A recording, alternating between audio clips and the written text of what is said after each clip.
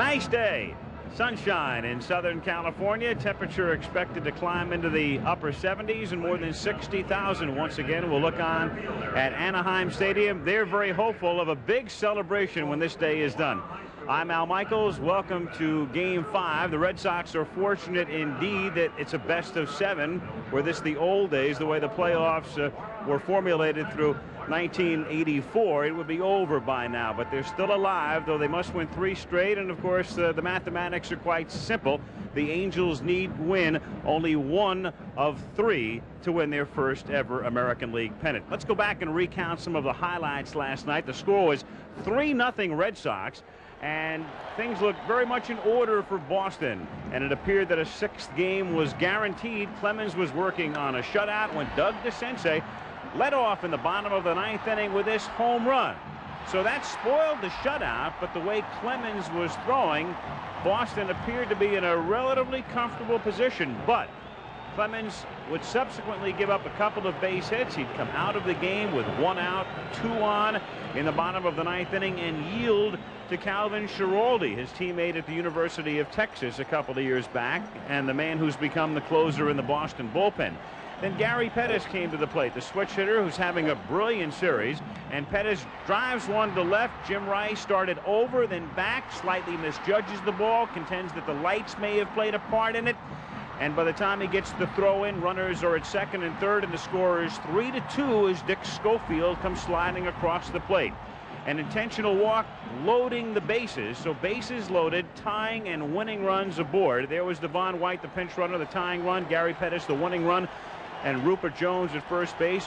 1 out and a couple of strikes on Bobby Grich. Grich at this point was 0 for 4 and was 0 for 5 after a fastball was blown by him for the strikeout. So the Red Sox were still an out away and then a strike away from winning the game, because the count was 1-2 on Brian Downing, who had taken 2 hellacious swings trying to hit the ball out of the park, and then Schiraldi tried to throw what he called the worst pitch of his life. John McNamara this morning said he tried to throw the best pitch of his life, a curveball that hits Downing and tied the game 3-3 in the bottom of the 9th inning. And that set the stage for Reggie Jackson. And the headline writers across America were ready, because this is the kind of moment Jackson lives for and has responded to through his career. And he hit the ball very hard with a lot of topspin, and Marty Barrett made a very fine play. Got in front of it, didn't panic, picked it up, threw him out, and that sent the game into extra innings. Doug Corbett, meanwhile, was sailing along, did a brilliant job in relief, held the Red Sox in check, and then Schiraldi, with the score 3-3 in the bottom of the 11th, gave up this ringing line drive single by Jerry Narron. As the winning run, Narron stood at first base with nobody out. He was bunted to second, and after an intentional walk, here was Bobby Grich, who was 0 for 5, and Grich drills it to left field for a base hit. Narron being waved in by Moose Stubing emphatically, scoring the winning run, the dramatic come-from-behind victory, California winning it by a score of 4-3, and pandemonium at Anaheim Stadium. The scene afterward, the Calvin Schiraldi agony. And by the way, just a note about Schiraldi, who stood up to everybody after the game and answered all of the questions last night. A real class act in a terribly desolate moment for that man. And of course, the jubilation etched on the face and the countenance and the body language of Bobby Grich, with the base hit, the high five with Doug DeCinces, and the celebration at Anaheim. So that was the story last night. I'm joined now by Jim Palmer. I guess the big question today, how do the Red Sox rebound from that agonizing loss? Well, there really are 2 ways to lose games. There are the games that you get blown out, similar to the 8-1 in the first game, and then you get the bitter defeats, as you said, of last night. And of course, down 3-1. I was in that situation in a 5-game series. You hope that you get good pitching. Bruce Hurst's big game in game 2. You hope he goes out there, does his job. But I think the Red Sox, really what they have to do is get on the board early, get a big lead. They really haven't won with a lot of offense. Basically, if you look back at that ball club, it's a club that's always been able to bludgeon you to death, but they have to make some plays in the field. Again, the unfortunate incident of Rice misjudging the ball, losing in the light stand. it puts California right back into the game. They just have to play better today. Delighted to be joined today by the winder, Don Drysdale, on our pregame show. Let's go down to Don, who's with John McNamara. Thank you very much, Al. Well, John, I know what that sickening feeling can be, and it had to be that last night. How do you turn the troops around today? Well, Don, we have been here before. We fought adversity all year, both on and off the field, and we know what we have to do. We have to win to keep going, and we will be prepared. John, is the lack of hitting, the lack of power surprising to you? Yes, you have it. That's our main problem, Don. You know, they talk about the pitching and everything that happened last night and through the first 4 games of the series, but we aren't getting men in from third base with less than 1 out. We are not sustaining innings, and that's what's making it. We're making it tough on ourselves. If you have to go to the bullpen early today, knowing that there's no tomorrow, who do you go to? Who is the first man? Nipper will be the first man out of there, and followed by Crawford. Sammy Stewart got hit in the knee with the line drive yesterday in bat practice, so and then Stanley and Sam Bito. It would we'd have to really be in a bind before I'd bring Schiraldi back. And if you did have to bring Schiraldi back, did you have a chance to talk with him to prepare him for this game today, should he come in? Last night and again this morning, yes. He's, we had 2 24-year-old young men on the mound last night. Clemens got his adrenaline flowing, made a couple of bad pitches to Schofield and Boone, and then Schiraldi tried to throw the best slider of his life and hit Downing and allow the tying run to score. But they're growing up. You know what it's all about. I do, John. Good luck. Thanks, Don. Right now, let's go back upstairs once again to Al Michaels. All right, thank you, Don. Let's capsulize the National League, and we'll do that when we check in with Tim McCarver live in New York when we come back. A few minutes away from the start of Game 5, it'll be Bruce Hurst against Mike Witt, who will try to close things out. The Angels, born of expansion in 1961, have never won a pennant. Reggie Jackson has been here since 1982, now in his 5th season. They came close but lost in the playoffs to Milwaukee in '82, and Reggie talked a few days ago about finishing the job. We've never been able to close. We had a chance in '82. We blew it 2-0. We were up, and I say it just like that. In 1984, we got beat. In 1985, we lost, or we blew it. So again, here we are in the playoffs again, and we've been here before, and we need to prove to people, the fans, the media, all over the country and all of baseball, that we can close the deal. And they'll try to wrap it up today. And Don Drysdale will be back to talk with Angel manager Gene Mauch when we come back in a moment. Well, Gene, you've been in this position before. You've been right up to the wall, and you have not got there. Any special thing that you talk to the boys about today, or just say go play? Oh, not really, Don. You probably know me better than anybody in the world does, and every putt I hit, I think it's going in the hole. Every time I put this uniform on, I think something good going to happen. There's never any negative approach to anything, and our guys they feel good about themselves. They know this club's loosey-goosey over here, going to wheel and deal. It's going to be a tough fight. We know that. And, of course, going in 3-1, as you mentioned earlier, it might be a little relaxing factor to Mike Witt. I kind of feel that way. I think that Mike felt extremely nervous the first game when he pitched in Boston against Roger Clemens, and it was the first time that we'd seen that all year. But fortunately, he was able to take that nervousness and channel it in the right direction, and he was very effective. Gene, we've talked about home field advantage. Your ball club has been noted coming from behind late in the year. So many times you did it the last couple of nights here. How much of a factor is it playing here today, trying to wrap it up? I think it's a definite advantage. I think that the Boston players know who side these people are on. I think that could have be a little disadvantage to them, and I know that our players know where their hearts are too, and it's an advantage to us. Gene, good luck. Thank you, Don. Go back upstairs once again to Al Michaels. Thank you, Don, and the folks who painted that bed sheet, hopeful that that man, Gene Mauch, can win his first ever pennant in his 25th year of managing. And the man who will try to bring it home for him today is the 18-game winner who pitched so brilliantly in Game 1, Mike Witt, the right-hander of the California Angels. I spoke with him yesterday. Mike, if you would, can you reflect back on your performance in Game 1? Well, I was very excited before the game started, and going down and warming up and everything just got me more pumped up because the fans were all over me down there. But once the game got started, I got through the first inning all right, and that was the main inning for me because I got over some jitters there, and we came back and scored some runs later on, you know, early in the game, and that just calmed me down even more. And I pitched my type of game, mixed in a lot of curveballs, and threw some fastballs when they weren't looking for them, and you know, I was on my game that night. You had a couple of spotty outings coming down the stretch. Was there any apprehension in your mind in terms of being fully ready for Game 1?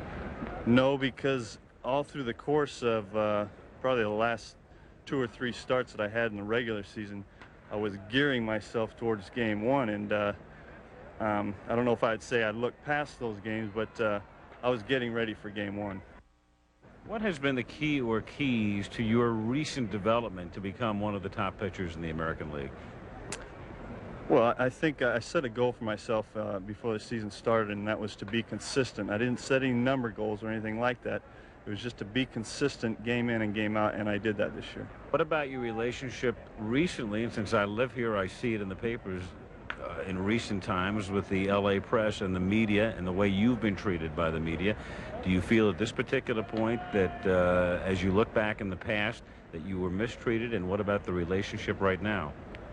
Well, right now, you know, it's pretty much the same. I think people around the country ask me questions, and they want to know what's going on because they don't realize what the LA press does out here. But maybe it's just a case that I read the LA papers and I don't read everybody else's. But you know, it's just something that I've held a grudge, I guess you might say, because of the first 3 years of my career when either somebody put too many expectations on me and it got in the press, and then I didn't live up to that, and then they jumped on that, or maybe I was just crummy and I didn't really know it, but I didn't think I was really as bad as they made me out to be. He was very good the other night, and that man will have to be very good today to keep the Red Sox alive. Bruce Hurst will be working for Boston, and we'll come back to Anaheim in a moment.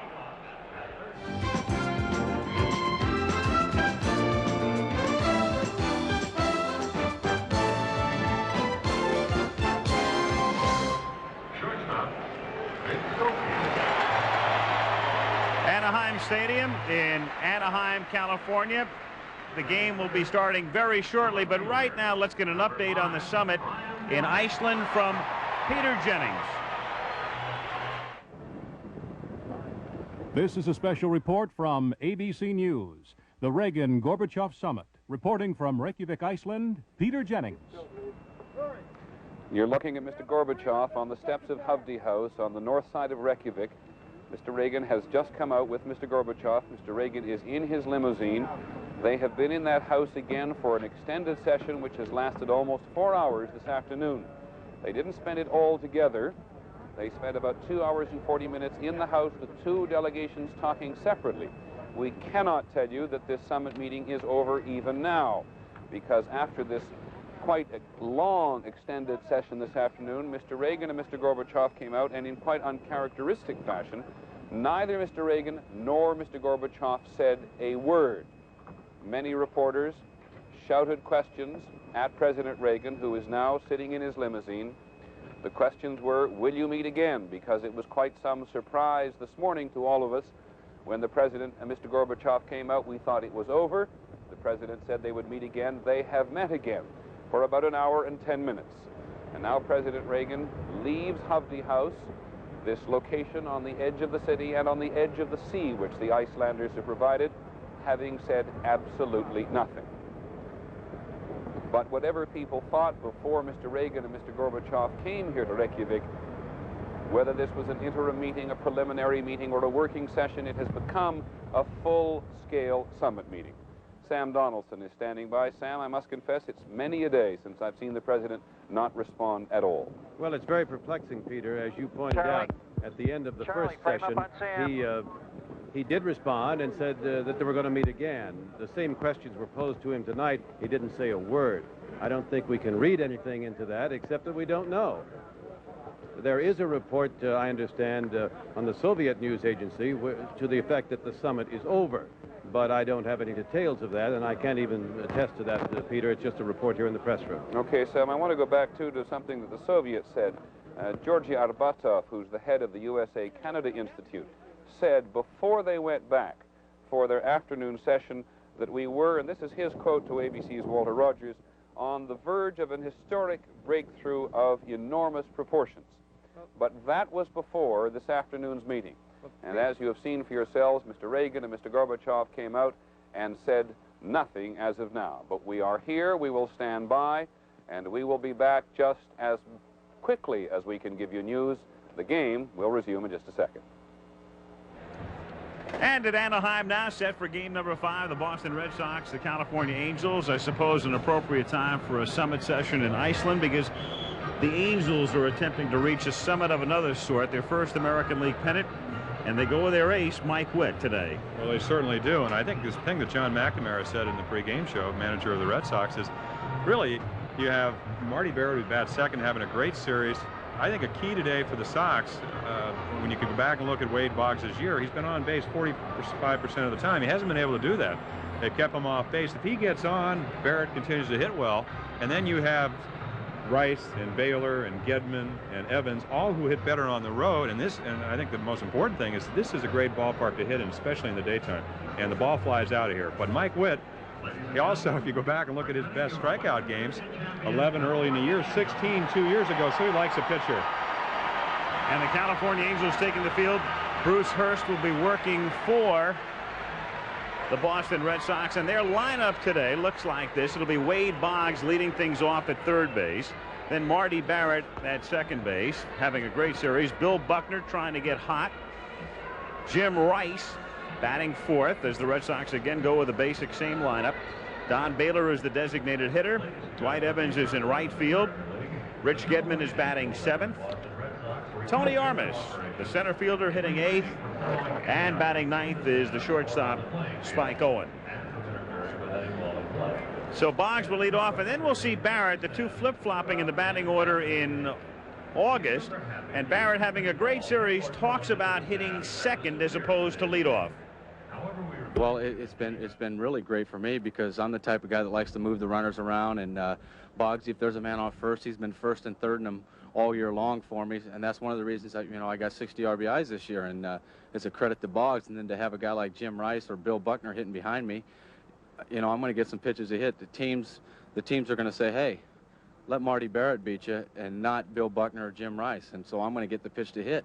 And so I've had a lot of opportunities to win ball games like that, and I've come through in some, and I've also blown a few. The Angels defensively today, it'll be Downing, Pettis, and Hendrick. The infield of DeCinces, Schofield, Burleson, and Grich, with Grich at first base. Again, Wally Joyner is progressing well, had a good night. The antibiotics are working, but he's not here today. And if they go to a sixth game, then Joyner is expected to play in Boston on Tuesday. And with Boone catching, it's Mike Witt on the mound. And there is no question as to who's going to win the Cy Young Award in the American League this season. Roger Clemens, just a sensational year. And again, just to reaffirm the point, the balloting is already done. The playoffs have nothing to do with that award. Rocky Rowe heading the crew of umpires today as he works the plate. But in any other season, they'd be talking about Mike Witt as the Cy Young Award prospective winner. Jim, certainly a candidate. Oh, he certainly is. And if you go back and you look at a pitcher like Roger Clemens on the East Coast and Mike Witt out here on the West Coast, you always have that division, different writers saying, well, we think Witt is better. Of course, 24-4 is better than 18-10, but has not been supported that well, but certainly was in the first game with 8 runs. So if you give him a lot of runs, even though there may be a tendency to relax with a 3-1 lead in games, he's awfully tough. He pitched extremely well, only 5 hits, had a no-hitter going into the 6th inning. As he said, mixed up his curveball, has a changeup, and an overpowering fastball as you take a look at the old Cowboy Gene Autry. And the Angels very much trying to win it, not only for themselves and the fans, but that man who has owned the team since it came into the league in 1961. So on a bright, sunshiny day in Anaheim, here we go, Game 5, Wade Boggs, Marty Barrett, and Bill Buckner against Mike Witt in the top of the first inning. One of the few mistakes that Witt made early in the game in Boston was a leadoff walk to Boggs. So again, as Barrett said, if Boggs can get on, it makes his job a lot easier, and it makes it a lot more difficult for Mike Witt. 1-0 the count. Wade, the batting champion in the American League this season, hitting .357. Another pitch outside. 2 balls and no strikes the count. Quick turnaround for these two teams. Last night's game, 3 hours, 50 minutes, and ending at about 9:15 local time. And Witt behind on the count, 3-0 to Boggs, who not only hits but walks a lot. 107 walks on the year, and really this is why he makes such an exceptional leadoff hitter. Can't run that well, but will get on base for you. Doesn't mind taking pitches. That works both ways. Obviously advantageous as a hitter. It makes enhances your chances of walking, but also makes the pitcher, Mike Witt, work a little bit harder. Has to throw more pitches. That's in there, 3-2. With his walks and his hits combined, there's such a thing as on-base percentage, and you see the figures as Boggs at .453 led the league, and what that means is you're getting on about 45% of the time. Fouled away, 3-2, so that is a tremendous on-base percentage.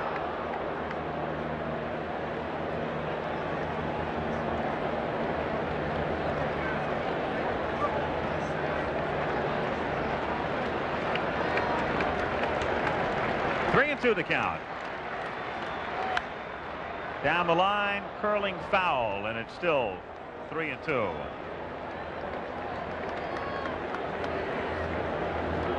Very pleasant day. Temperature expected to get up into the upper 70s, low 80s. And the 3-2 pitch is chopped foul at the plate. Pretty good illustration right there what makes Mike Witt so tough. As we said, fastball about 92, 93 miles per hour, but goes 3-2, a couple of fastballs that Boggs fouls off to the left and then comes back with a curveball. So he's not afraid to throw that curveball at any time. And you talk to Gene Mauch, the manager, he says it's one of the best curveball he's ever seen, and Gene's been in baseball many years. 3-2 pitch is hit on the ground to the right side and backhanded by Grich, who goes to Witt covering. And with Joyner in the hospital and Hendrick in right field, that's not a bad play. Well, it's an excellent play, and we saw Bobby last night make an error at second base, then get the game-winning hit after striking out 3 times. Ranges to his right. Has played first before. And this is a spring training play. You see, you go down to a workout every day, the entire spring training, and it works to get the first out. On a similar ground ball last night, you'll recall Hendrick playing first base and spelling Joyner, thought about it, then broke back to the bag, and it turned out to be a base hit and led to a couple of Boston runs as Barrett fouls it away in the count 0-1. George was joking about it. He said, what kind of friend is Wally when he does that to me? He says, he was going to get my vote for Rookie of the Year until he made me go out there last night. Of course, then you have Clemens and Schiraldi, and Hendrick did not have a particularly good night either, throwing about 95 miles per hour, and he's swinging when the ball's in the glove, so it was a tough night for George. Fouled away again in the count, 0 balls and 2 strikes. Mike Witt trying to pitch the Angels to the pennant, and what a thrill it would be for him in so many ways, including the fact he went to high school at Servite High in Anaheim, which is very close to Anaheim Stadium.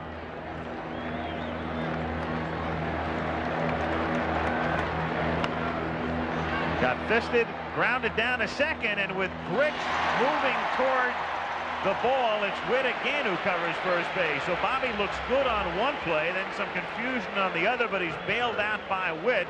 Burleson to Witt, 2 down. Well, as a pitcher, anything to your left, you automatically need to break.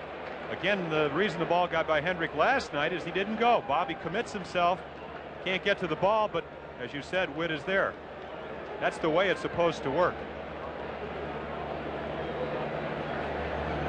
Bill Buckner is the batter, and Buckner, one of those having trouble getting on track. Bill, of course, was slumping toward the end of the regular season, and it's just carried over. His overall mark during the regular year was .267. 2 out, bases empty in the first. 0-1. Well, 1979 World Series hero, Wilbur Dornell Stargell. Well, now coaching with the Atlanta Braves.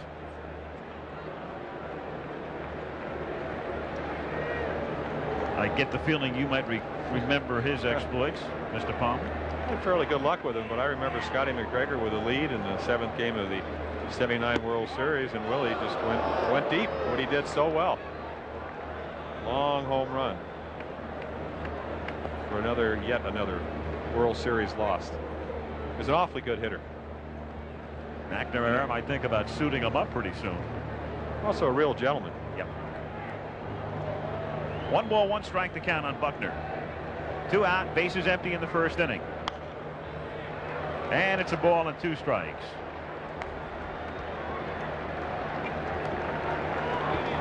I guess again alluding to something that Mike Witt said in the pregame interview about the fact that he didn't know if the expectation level was too high or he was just crummy. I think one of the problems he had, he's always had a great curveball, but he's gained confidence in his fastball.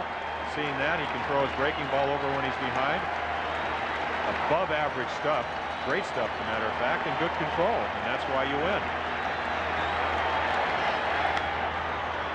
Down the line in left field, and a tough play for Downing on the run, and he can't get there. Brian Downing, I love the way he plays the game. We talked about how hard he plays. He plays left field like a linebacker, and that's not to disparage him, but he crashes into walls. Downing's a man who, in his very first major league game, on the very first pitch, he's playing third base for the White Sox, attempts to grab a little looping foul ball, bangs into the wall, and is hurt to the point that he winds up on the disabled list. 1 pitch. And he's played the game that way ever since. 1 ball, 2 strikes to count.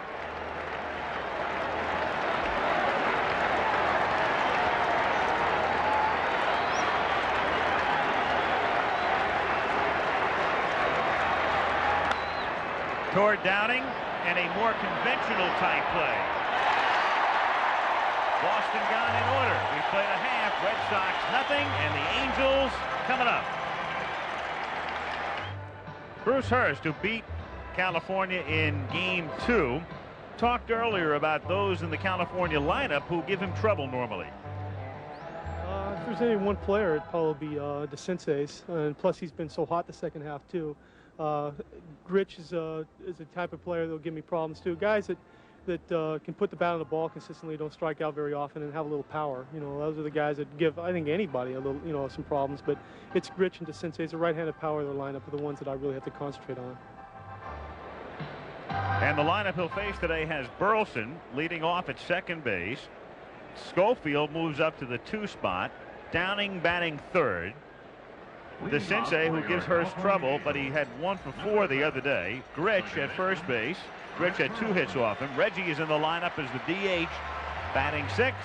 Hendrick hits 7th. Boone batting 8th. And Gary Pettis in the 9 spot. The outfield of Rice, Armas, and Evans. Boggs, Owen, Barrett, and Buckner the infield. Gedman catching. And Bruce Hurst, who scattered, and I guess that's the only word to use, when you give up 11 hits and you go all the way and win, you have scattered them. Well, I think the key thing, though, when you look at the line score, is that he did not walk anybody, and that's something you don't want to do in Fenway Park. You don't want to do on the road. It's an interesting thing about his record, though. 8-3 going into that second playoff game, so now it's 9-3 at Fenway, only 5-5 on the road. I think one of the reasons that he is successful, good fastball, good curveball, used to throw a slider but had elbow surgery, so he doesn't do that anymore.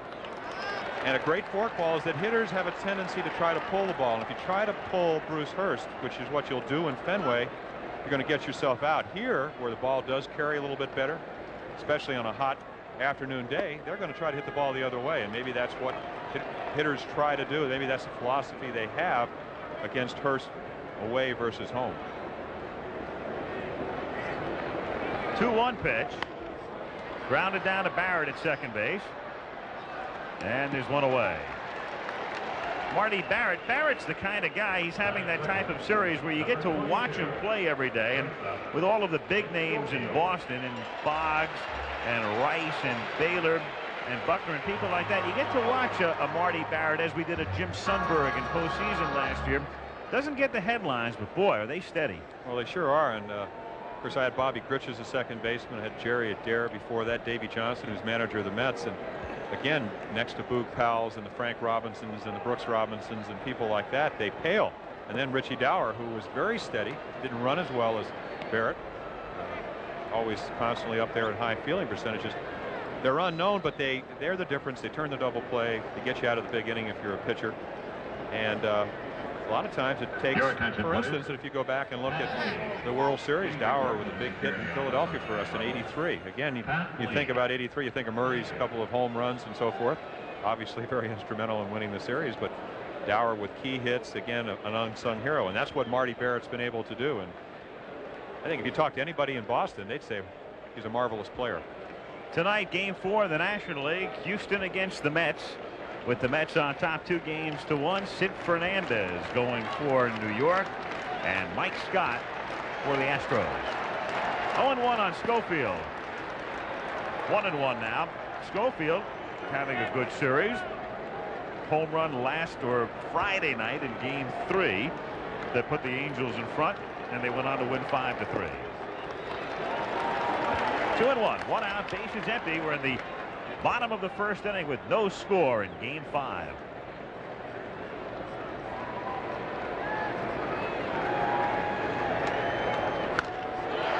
To center field, and Armas fades.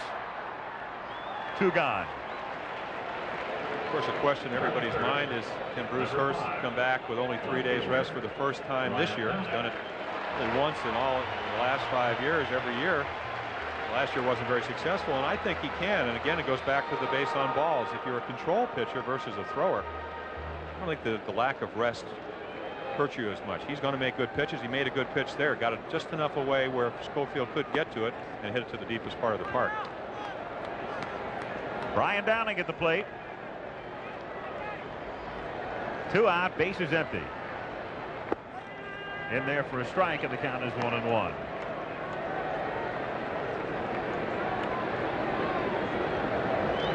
Downing, who drove in 4 runs in Game 1, looks in the tie, ball 2. 2-1. Of course, the run he drove in by getting hit by the pitch, and it's an interesting thought that he said when talking over the batting cage. He said after he threw the 2 high fastballs, his best pitches, I took my 2 best swings. He says I was trying to go up the middle, and if I'm not trying to do that, I wouldn't have been hit by that pitch. 2-2. Caraming Souvenir. There a little insight into what a hitter will think once he gets to 2 strikes. Most hitters are very susceptible to ball inside. If you look at this graphic, and he's second only to Don Baylor. 35 on the year. They're susceptible inside mainly because what they're doing is looking for the ball out over the plate. Instead of looking for their pitch with 2 strikes, you look for the ball, and that's what he was trying to do. He said he thought about it briefly on deck. Should I try to go up there and get hit? And then he said, well, Schiraldi at 95 miles per hour, I'm not sure if that'll be a good idea. Little squibber, and it is a foul ball. And he wound up getting hit on, as you see the sign saluting Gene Autry. It was an interesting contrast in that McNamara this morning said he tried to throw the best pitch of his life, and as Schiraldi said last night after the game, I threw the worst pitch of my life. The 1-2 to Downing. And the 3-2 is fouled back. Interesting there last night with 2 strikes trying to go up the middle, but 3-2 here and trying to hit one out. It's a different situation. And, that's why Brian Downing's had a superb year. A lot of walks, 90, 20 home runs, 95 RBIs. Fouled away. So if you talk to hitters, they do have to adjust. They adjust to the count, the situation, and really what the ability of the pitcher is. And again, Downing, he says, well, I mean, you saw the pitch last night, the first swing, as we said, trying to hit it out of the stadium, not just out of the park. And once that happens, you go to 2 strikes, you just become a contact hitter. Ooh, just inside. Hurst wanted the call. Borderline pitch. No walks in Boston right here. Good pitch, just off the corner. Doesn't get the call. And Downing, good enough eye to take it for ball 4. Doug DeCense, who hit the home run last night that got things started. A moment ago, we showed you the graphic with Hurst, one of 2 left-handers to shut the Angels out this season. The other was Danny Jackson of Kansas City, and in Jackson's game, he had a no-hitter going into the ninth. Angels have had a bizarre year in a way. A lot of dramatic, high-scoring come-from-behind wins, and then a lot of near no-hitters and one no-hitter, as Joe Cowley no-hit the Angels here in September, and an odd game in that the Angels scored a run. The man that broke up 2 of those no-hitters is lying in the hospital, Wally Joyner. Yep, he broke up a no-hit bid by Walt Terrell of Detroit with 2 out in the ninth in a game in August, and then the no-hitter that Charlie Huff was spinning was broken up in the first half of the season in a game the Angels came from behind to win. At a key spot in the season for them. One of those turnaround points. 2-0 the count. Alluding again to something that Bruce Hurst said, who are the Angel hitters that give you trouble? He said to Sensei and Grich, and when he came off the disabled list, he was out for about 45 days with a pulled groin muscle. Lost 4-1 out here, and the 2 guys that hit home runs were Grich and DeCinces. 2-1.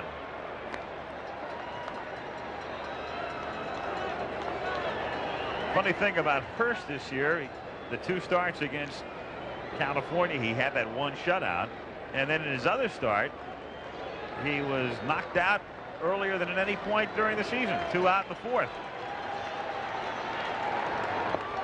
Strike. 2-2.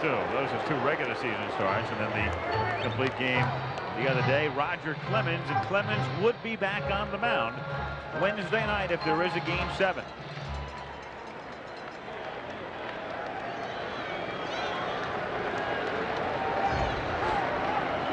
Time called. Tomorrow is an off day regardless. It could be the beginning of a long off season for the Red Sox, or it could be a travel day for both teams. A 6th game would be played Tuesday night at Fenway Park, and a 7th game would be played Wednesday night at Fenway. 2-2 the count. Downing goes, pitches high, throw is there, and on the 2-2 pitch, Brian Downing is running. The Sensei takes, and Gedman guns down Downing. Another look at it. I don't believe it's a very good play. You got a home run hitter, a guy without speed, and Gedman, who threw out 50% of the runners right out of the inning. No score after 1 in game 5. Going to the 2nd inning with no score. Bobby Grich, what about his future? Well, he talked about it the other day. I think this will be my last games as a professional baseball player. I really think that I'm leaning towards retirement.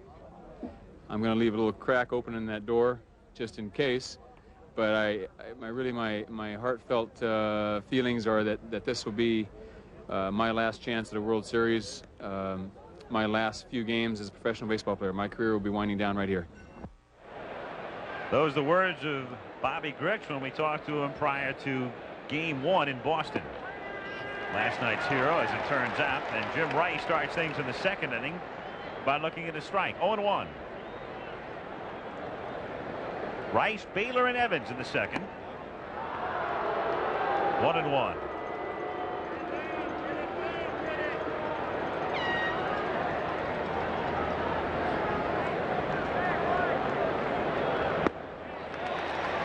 One and 2 the count. Rather feeble swing from Jim Rice. You don't see that very often. The reason for that is the curveball in the first pitch. It just sets up the fastball. And hit into right field for a base hit. Not your quintessential Jim Rice base hit, but he'll take it. That's what has made him, again, as I said many times, a rare blend between a power hitter and a guy that has a lifetime average of over 300, 324 in this year. He had a good pitch. He's so strong, and you talked about it during the series, that he's basically been a up the middle hitter instead of trying to pull, trying to stay away out of the double plays, and he did it that time, even though nobody was on, obviously. Fought it off to right field for a base hit. Baylor takes outside, ball 1. I said not the quintessential Rice hit in the sense that he's so big and strong, and when you think about Rice, you think everything's a line drive or a home run. But as Jim said, a good pitch. went to right field with it and starts the inning with a single. I think one of the reasons that you see a lot of times, you take a look right there, start him off with a fastball, comes back with a curveball. And again, it's one of the best curveballs in the American League, if not the best. They rate it right up there with Bert Blyleven. There's another one. 1-2. Again, you're into a string of hitters that, as we've said, this is a great home run ballpark in the daytime that have hit so well on the road. Baylor with 31 home runs, only 9 at Fenway Park, 22 on the road. Next hitter in the lineup, Evans, 18 on the road, 8 at home. You get to Gedman, 16, 14 on the road, 2 at home. So second best record in the American League for road teams behind the Yankees, the Red Sox.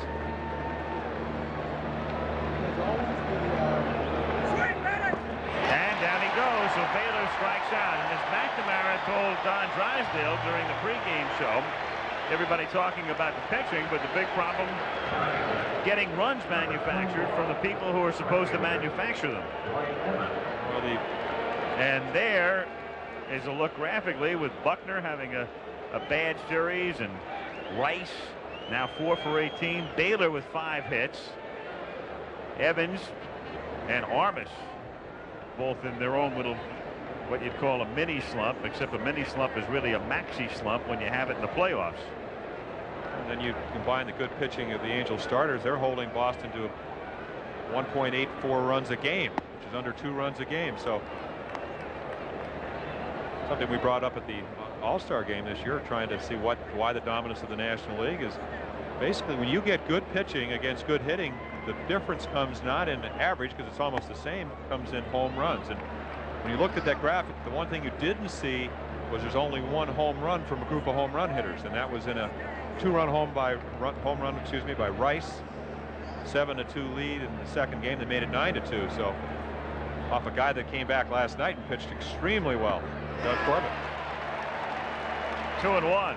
And Baylor, even though he's been hitting or has picked up enough hits so that his average looks respectable, has not driven in a run in the playoffs.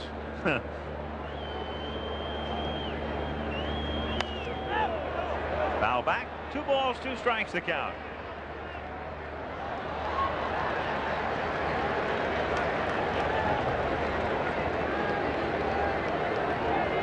Mike Witt. Rookie year was 82. Witt 6'7" and weighs in at about 195. Still 2-2. It's really getting to the point where Dwight Gooden was last year, when Dwight was able to be 24-4, where he has 2 pitches that are equally as good. Command of his fastball and an unhittable curveball. And if you look at a somewhat worried John McNamara, but as he said, I think in what he was relating to about being in this place before during the course of the season is when their lead went from about 9 games to 2.5. All the skeptics said that they couldn't win.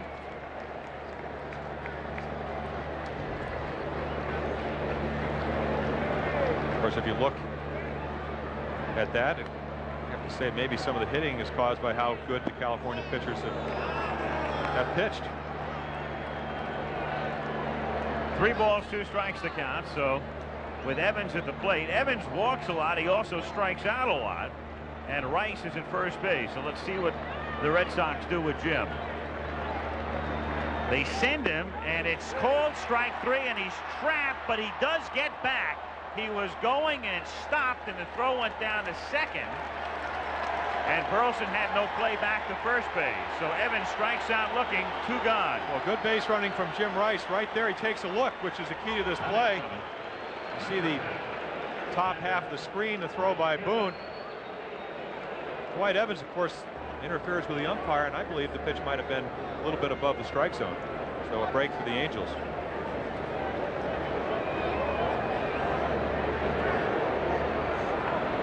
Oh, 0-1 the count on Gedman. 0-2.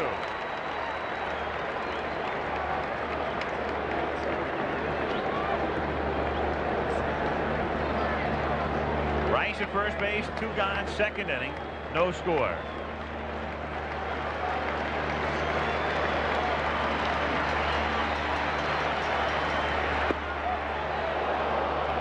2.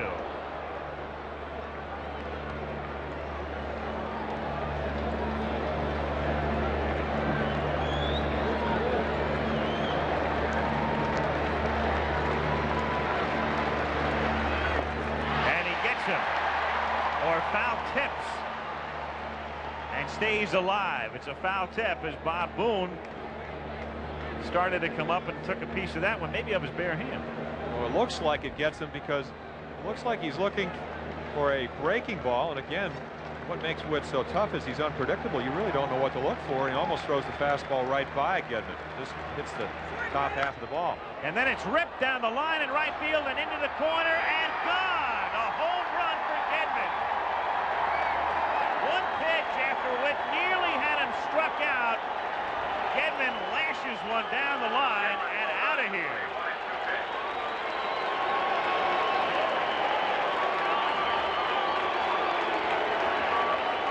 And we pointed out that Gedman is a man who hit 2 home runs all season long at Fenway and hit 3 here in 6 regular season games and now another in the playoffs. Well, notice the open stance, and that's an adjustment he made a couple of years ago when he hit 24 home runs.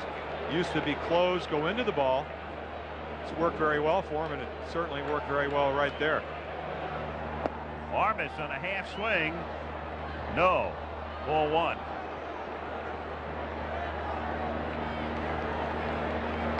Isn't that something? So close to having him struck out. And then the next pitch is in the seats. 2-0 the count. Well, that's one of the no-nos about pitching inside. Everybody says you have to pitch inside, and you do if you want to pitch away, but tried to throw the ball by him on the inside part of the plate, and Gedman was just a little bit better. I mean, he really stung that home run. High fly ball, left center. Downing shielding his eyes, makes the catch, and the Red Sox are done. But Rich Gedman with a 2-run homer has made it Boston 2, California nothing. All right, we'll look at the upcoming schedule now in the National League. Houston against the Mets tonight. Scott and Fernandez, night game, 8 Eastern, 5 o'clock on the coast. And then a day game in New York tomorrow that begins at 3 Eastern. Game 5. That's a guaranteed game 5. An off day in this series regardless tomorrow. And then, if necessary, a 6-game Tuesday at Fenway Park. 2-0 on a home run by Gedman. Boston leads bottom of the 2nd inning. And Doug DeCinces with that home run in the 9th inning that got the Angel rally started. Drives one to center. Boy, is he swinging the bat well. And that one is off the fence on what turns out to be a catchable ball as it winds up next to Armas's glove and a double. Tough play, but Armas was there. It was there, but the play that Gary Pettis may make, and this is how you win Gold Gloves. He goes back, playing deep. Right now he's thinking about you can see the ball just on the top of the wall. Very, very difficult play. Only the great center fielders make that. Yep. And again, when you're talking about Tony Armas, above average, but they have him in the lineup for his bat. It goes back to something, the obvious part of this game so far is a 2-run home run by Gedman. Take another look at the double off the wall, but last inning, by sending Brian Downing, only 4 stolen bases, been caught stealing 4 times. You take the bat out of DeCinces' hands. 2-2. It's not a hit-and-run situation. Certainly don't expect him to have to hit in that situation. So we see something out of character for Gene Mauch very early in the game. You wonder, up 3 games to 1, is he going to try to maybe manage it a little bit differently? The replay, incidentally, made it look a little different than it did live on the Armas play. When you sit in the stands and you look from our angle and you watch that play live, it looked like Armas had a pretty good shot at it, and the replay pretty much with indisputable visual evidence. It was a much tougher play for Tony on tape than it appeared live. That was not catchable, so I amend the initial like NFL comment. talk there. Right, exactly. Got to handle both things these days. Swing and a miss.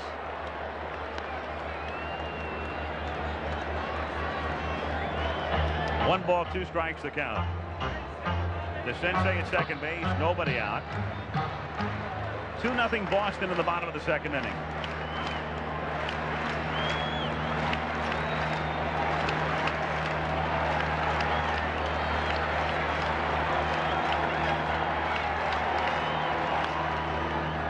Fouled back.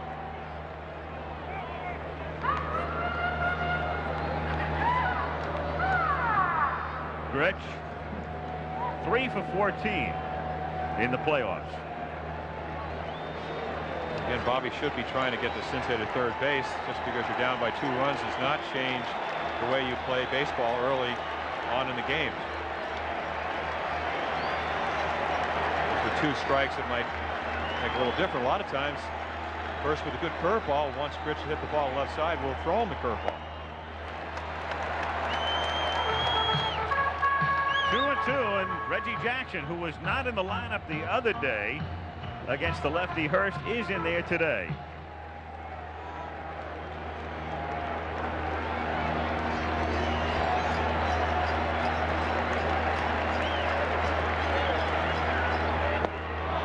Got him. So Bobby Grich is down on strikes, and up comes number 44. What sets up this pitch? The forkball is a high fastball he missed with. Bottom drops out of it. And you can see Grich way out on his front foot, lunging for the ball. It's funny to see Reggie at 1 for 12 because he's been such an instrumental part of the playoffs. And again, I guess it goes back to one of the things we talked about last night. He's such a compelling figure that even at 1 for 12, we've taken a lot of notice of Reg in the playoffs thus far. 0-1. Let's be honest, Reggie, with his posturing and the way he is, makes you take notice. He has hit the ball hard, not in the air. He's hit the ball hard extremely often on the ground. But basically what they're trying to do is make him chase that pitch. And if he swings at that pitch, and he said it, first day they had the workouts in Fenway Park, he says, I will not be successful. They're just trying to go up the ladder. Breaking pitch. 1-1. Jackson, as indicated visually for you moments ago, only 3 starts this season during the regular year against lefties. Didn't start against Hurst the other day, but then Mock said to him last night, you're in there tomorrow. Of course, this wouldn't be happening if Wally Joyner was healthy and playing first base. Again, Mock having to go with the available personnel, Wally Joyner not being one of those players.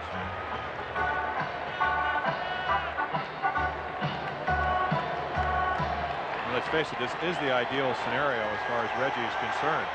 Playing in a chance to clinch the first playoff for the Angels. A role, as you said, very familiar with. 2-2.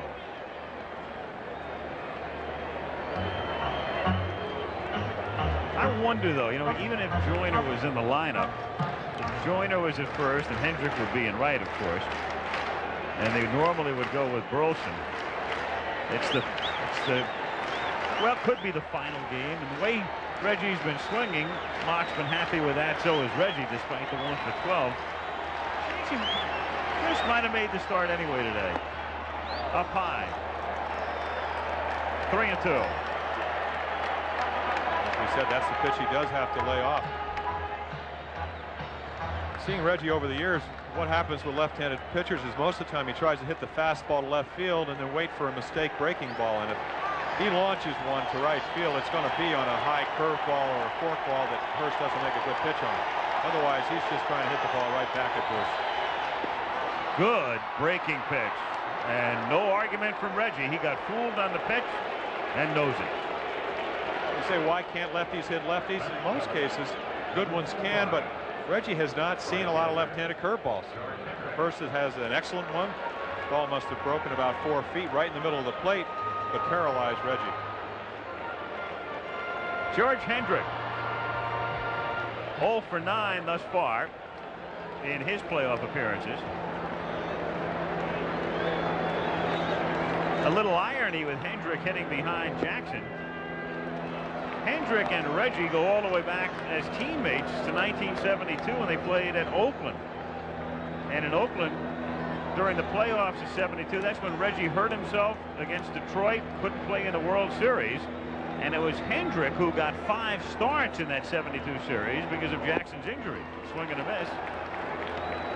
0-2. In those days, the A's had Joe Rudy, Reggie, and Matty Alou in the outfield, and then they had to revamp with Reggie's injury, and Hendrick got 15 at-bats against the Reds 14 years ago.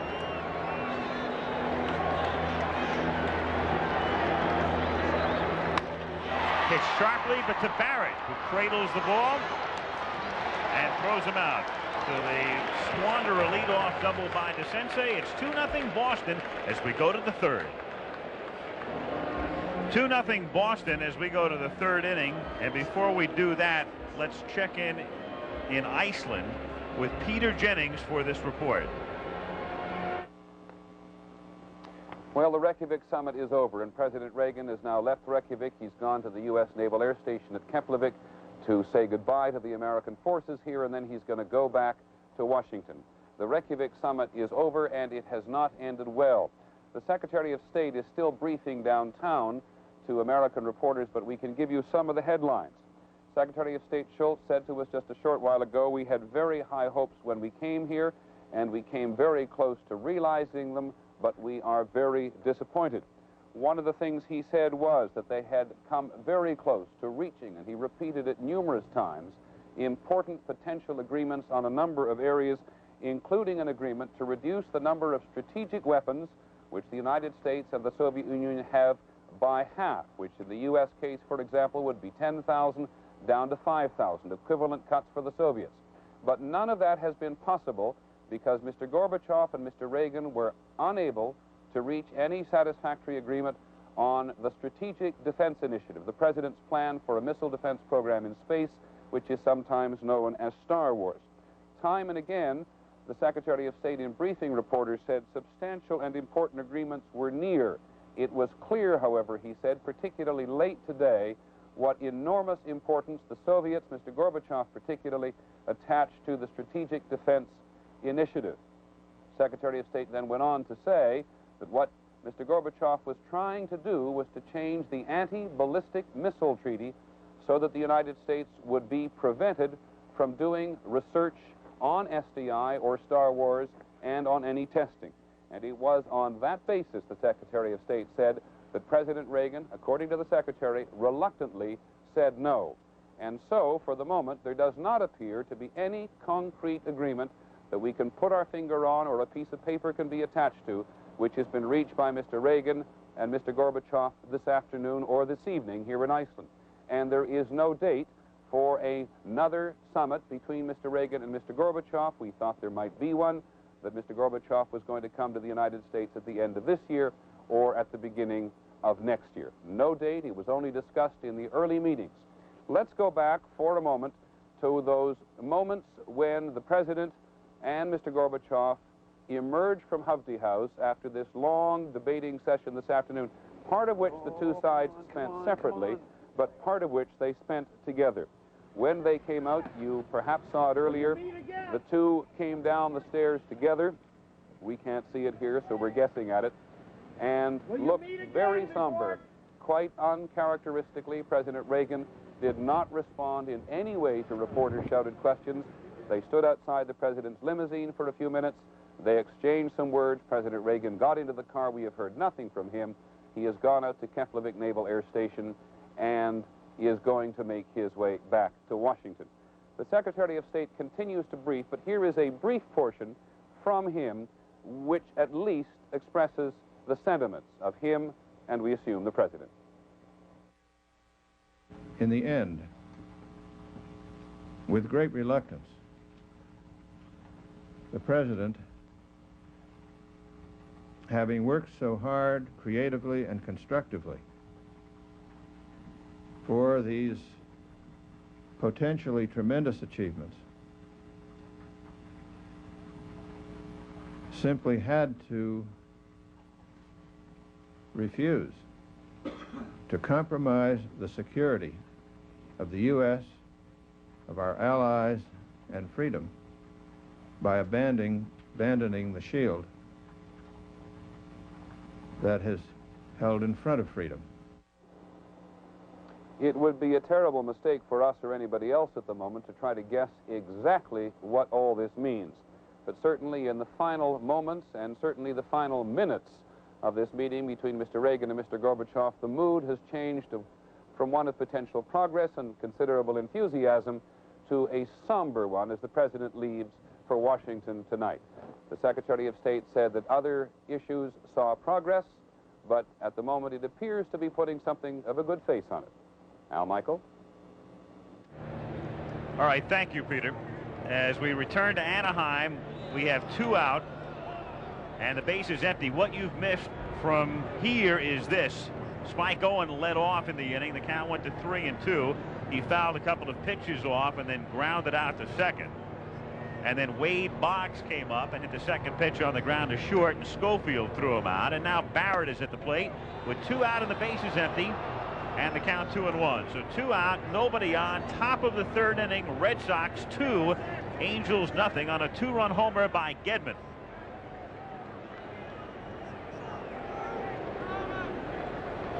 Mike Witt against Bruce Hurst in Game 5, and the 2-1 pitch chopped over the mound, charged by Schofield, who throws him out. So 3 grounders and a 1-2-3 inning. Red Sox gone in order, and at the end of 2.5, it's Boston 2 and California nothing. Okay, gang, here is our little innovation, our 2.5 inning football ticker. Just to update you, Jets lead New England by 7 in the 4th period. Miami leads Buffalo by 13. And the Cleveland Browns lead Kansas City by 13 in the 4th. Get some other scores in for you as Boone takes outside. Dallas routing Washington. Redskins are unbeaten. Chicago trying to stay unbeaten, leading 14-0. And Atlanta for real, leading the Rams by 9. Boone 1-1 now at the plate. New Orleans, Indianapolis. Saints lead by 10. St. Louis leading Tampa Bay by 4. And the Lions 2 touchdowns in front of Green Bay. So stick with us, folks. In another 2.5 innings, we'll update you again. 2-1 the count. 3-1.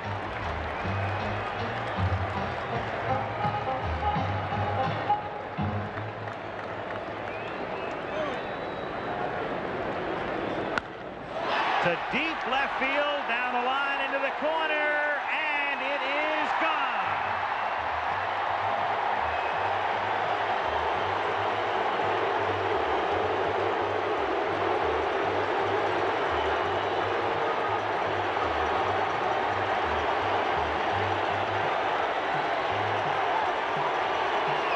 To the chorus of moves, it's 2-1.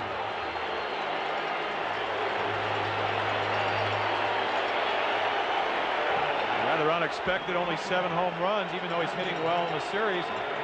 How do you turn a guy that only hit 7 during the regular season with 400 at-bats into a home run hitter? You go behind 3-1. He looks for the fastball. He got it. You can see the end result. Now Pettis, who's making a bid to be the series MVP, and the count is 0-1. With 1 pitch, you have the lead, so to speak. Unexpected.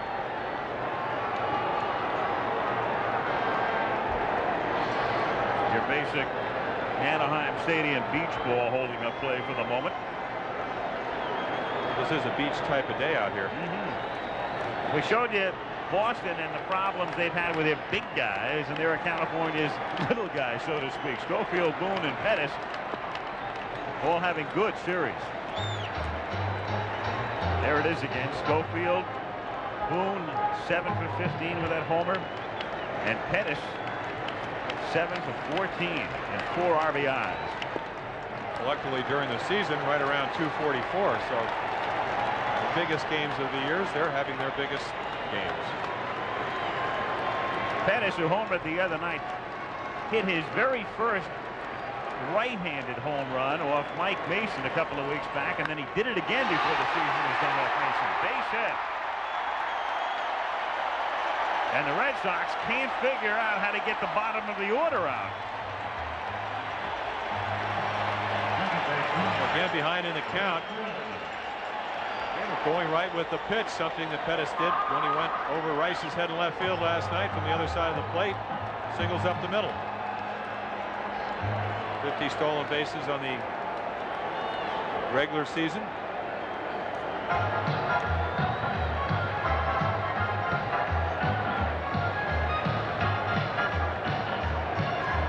Gedman coming back to the plate as Burleson gets ready to stand in for California. Burleson grounded out in the first inning. Rick, who was the Red Sox everyday shortstop in 1975, the last time Boston got to the World Series, now trying to get there with the Angels. Pettis 50 steals during the regular season. Well, he's tried twice in the playoffs and been thrown out both times by Gedman. Really look at this as a steal situation. Hurst has a pretty good move.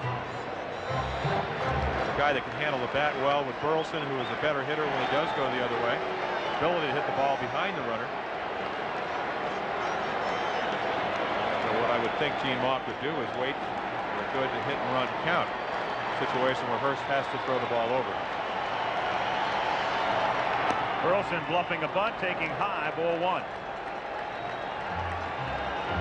Or, shall I say, turn around and sacrifice. It's interesting, an aggressive play, sending Downing early, and here you're going to give up the out. But it's something that Mauch does so often. The Angels led the league in sacrifices. 91. Get the runner over, or at least attempt to do that. Well, that's one of the things that makes Mauch so fascinating as a manager. Just when you think you've got him totally figured out, he'll fool you. There's the man at the age of 60, wrapping up his 25th season as a manager and trying to get to the World Series for that elusive first visit. That gives you an idea of the type of baseball that Gene Mauch prefers to play.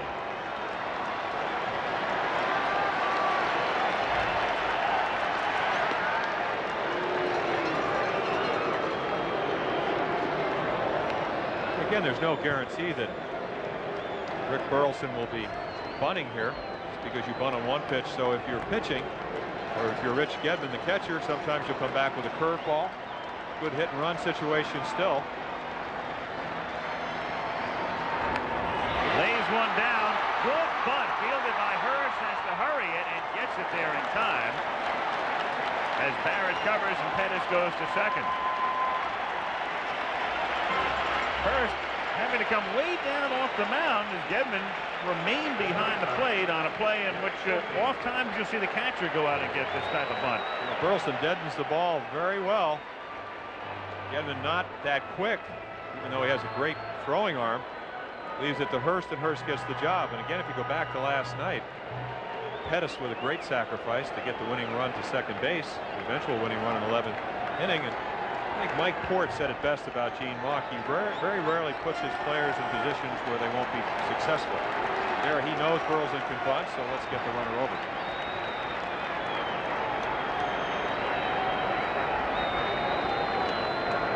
One out.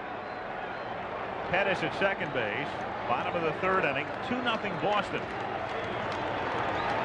Or 2-1 Boston. Boone's home run having the Red Sox lead. In for a strike.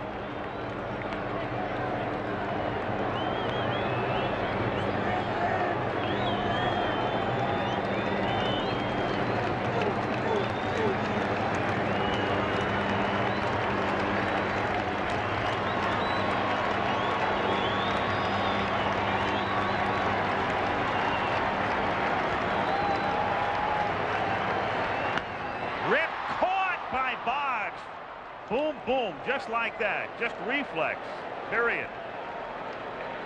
Throw the glove up and hope it winds up in there.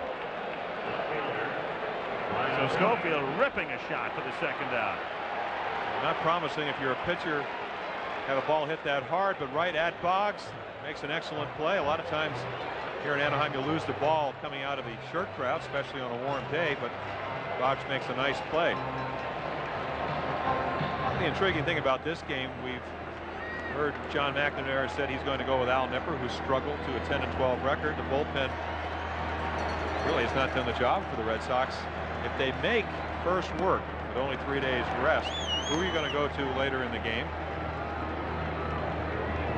And you have Witt, seems to be throwing well. He's made one mistake, and Gedman jumped in that for a 2-run home run. So down the road,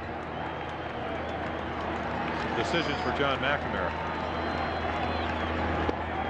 In there for a strike and a throw down to second, bounding away from Barrett, but Marty keeps it in the area. 1-1. That's one of the things we talked about at the outset of this series, the Red Sox staff, the 3 starters to be relied upon: Clemens, Hurst, and Boyd. Seaver, of course, ineligible or off the list because of the knee injury.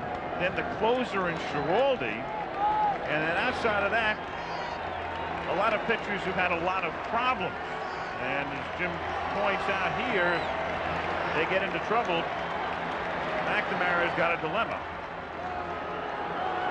Really, as a staff, they were tied for the 3rd lowest earned run average along with Chicago in the American League. But I think they were talking in the Boston Globe. Dan Chauncey wrote an article about the 6 relievers, including Al Nipper. They had given up something like 720 base runners in 450 innings.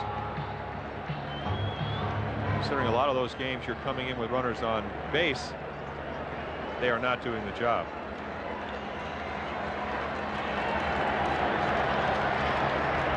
Two-one pitch. Good breaking ball for a strike, and the count 2-2. 2-2 on Downing.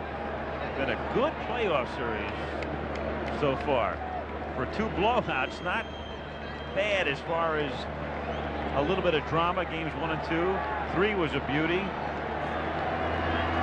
Last night's dramatic come from behind Angel victory. And we're in the 3rd today. The 2-2 pitch is high. Ball 3. I loved Alan Malamud's line in the L.A. Herald today, saying, of course, last night's game will always be remembered as the one in which Rupert Jones set a playoff record by walking 4 times.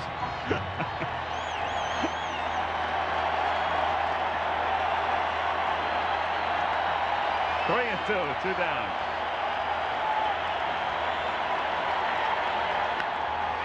Fly ball to center field. And a lot of room for Tony Armas. And that's that. So they settle for Boone's leadoff homer. And after 3, Boston 2, California 1. All right, we go to the 4th inning. Dwight Evans was on the team in '75 in Boston and reflects back. Well, in '75, I'm very excited right now, but in '75, we had such a great team that I figure the next 5 years we're going to be in probably 3 or 4 World Series, the team that we had. And here it is 11 years later, and it's been a long time, but I'll tell you, I've never been more excited and elated just to be here. It's a lot of fun. It's been a lot of hard work, and a team that has played hard together and worked together on and off the field, and just everybody's energy coming in one area and striving for one thing. So it's been exciting. Evans trying to get back to the World Series for the first time in 11 years. Tomorrow night, Lynn Swann will join Frank Gifford in Cincinnati as the Pittsburgh Steelers take on the Cincinnati Bengals. The Bengals a solid shot at an AFC Central Division title. The Steelers staggering at 1-4, and that's our Monday night matchup at 9 Eastern time tomorrow. Buckner to lead off. Buckner, Rice, and Baylor. 4th inning. Al Michaels and Jim Palmer with you from Anaheim. 2-1, the Red Sox on top. Boston trying to stay alive in the best-of-7 series, and the Angels trying to assure themselves of almost a full week off. The World Series would begin next Saturday in the home park of the National League team.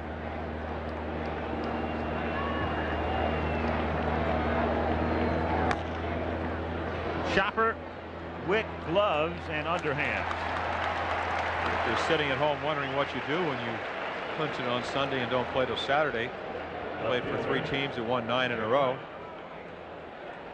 Play inter-squad games, get your pitching ready. It's a great luxury to have going into a World Series. Set up your pitching rotation just about any way you want it to. And what was interesting this year, too, is that all of the playoff teams were able to set their rotations because everybody clinched early. Rice at the plate, 0-1. So the Angels were able to establish their rotation to Mock's preference, Boston to McNamara's. And then the added luxury to have several days before the World Series, and you'll be able to set your rotation perfectly for that. Well, not to mention that when you play inter-squad games, you have to have pitchers playing the outfield. So I always get a chance to play left field. And pinch run.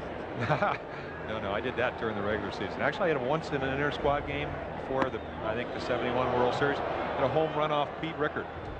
I was thrilled. He wasn't very happy, but I apologized because it was an accident. Got him on a breaking pitch, and Rice, who singled in the second inning, goes down on strikes, and that's number 3 for Mike Witt. Well, not a good breaking ball. Watch the ball hang, and as a hitter, you see the spin, you try to wait, and you're out in front. Break of the ball and the speed of the ball makes it very deceptive. Don Baylor, who's had all kinds of troubles against Witt through his career, he struck out in the second inning.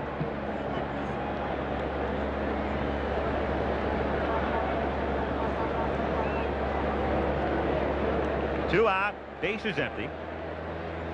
Boston leading California 2-1 in the 4th. Foul ball.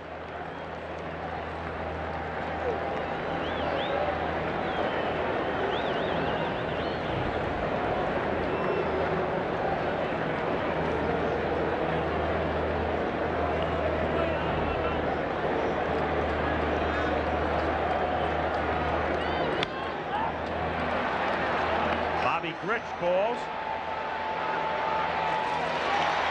And since Gedman's home run, Witt has retired 7 straight.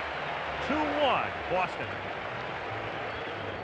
Here's the scoring summary. Jim Rice led off the second inning with a base hit, and then Rich Gedman, who came so close to striking out on a foul tip that Boone couldn't hold, hit the next pitch into the right field seats.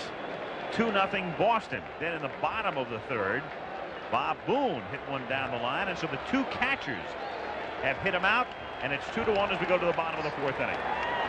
Doug DeCinces drills one to left center field, but Rice flips the glasses down and makes the catch. He just missed it, but DeCinces swinging the bat very well the last 2 days. See the slight smile on his face. A little bit quick right on the end of the bat. Just up towards the end. He knows he just missed it, and so does Bruce Hurst. DeCinces hitting a homer last night and a couple of other shots to deep center. Then the double to center the first time and just missing that one. Take another look at it. First pitch fastball. Just enough away to get it on the end of the bat. You see another strike to Bobby Grich to run the count to 0-2. And if that ball is a little bit more in the middle of the plate, he gets it on the meat of the bat, and the game's tied.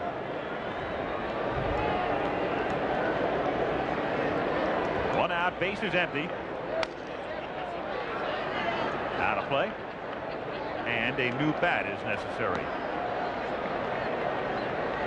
Grich country. It was Grich country last night in the bottom of the 11th.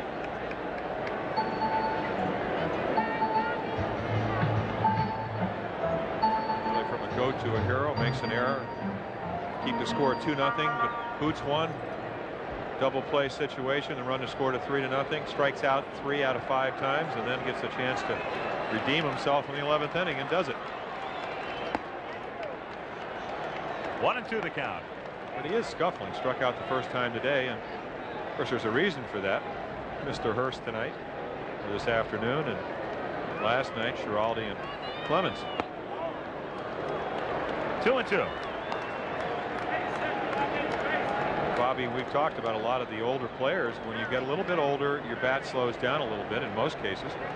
And what you try to do is speed it up, and that makes you more susceptible to breaking pitches.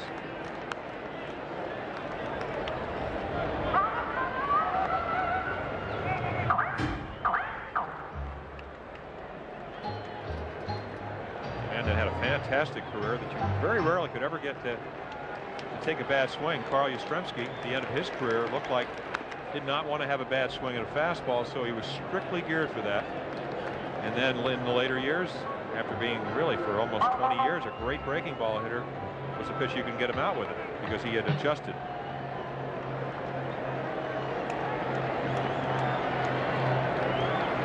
The 2-2 pitch to Bobby Grich. Ooh, just missing. Ball 3-2. And again, for the third consecutive day, a man who is a pretty good fisherman. Behind the shades, the last man to hit 400. 1941, Ted Williams hitting 406.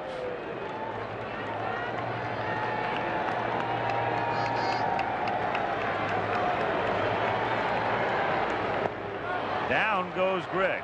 So Hurst goes 0-2 on him, then 3-2, and gets him swinging. And Grich, who Hurst referred to as one of those who gives him a lot of trouble normally, has struck out twice today. It does. Again, the 2-2 pitch makes all the difference. Just misses with that curveball that looked like a strike, and then makes you as a hitter look for both pitches. Look for the fastball, but couldn't catch up with it. With 2 out of the bases empty, Reggie Jackson. 1-0 the count.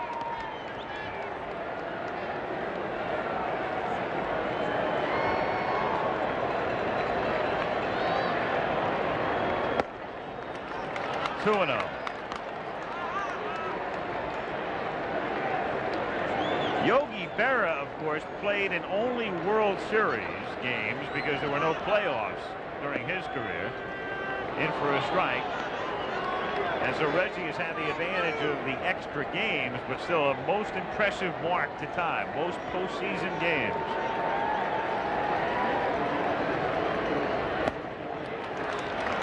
Three and one.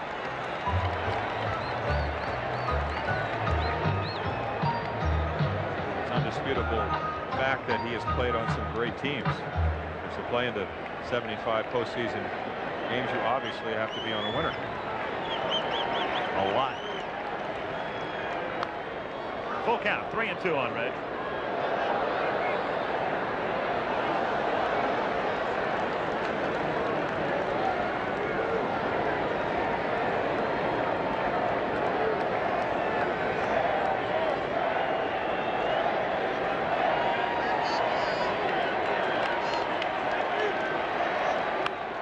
Ripped into center for a base hit. So a 2-out single up the middle for Jackson. Right fielder, George Hendrick. The last time a strikeout, 3-2 count. Just his defensive swing, trying to make contact. And he does, single to center.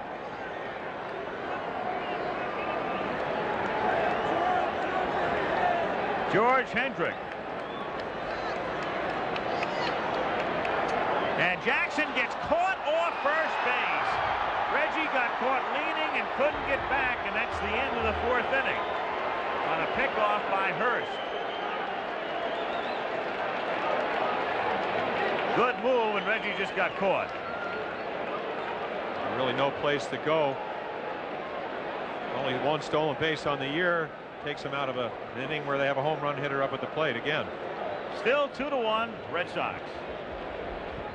In Anaheim, we're going to the top of the 5th inning. Game 5 of the American League Championship Series, and that's what you'll see tonight. Game 4, National League Series. Keith Jackson, Tim McCarver will be at shave for you as Mike Scott goes to the mound. He pitched so brilliantly in Game 1 against Sid Fernandez, and then a day game for Game 5 in the National tomorrow. Meanwhile, here's the home run by Gedman back in the 2nd inning. Ripped down the line and right and out of here. He'll be coming up second as we go to the top of the 5th inning behind Evans. It's Evans, Gedman, and Armas facing Mike Witt. Evans just 2 for 17. So trying to get on track. Struck out in the 2nd inning.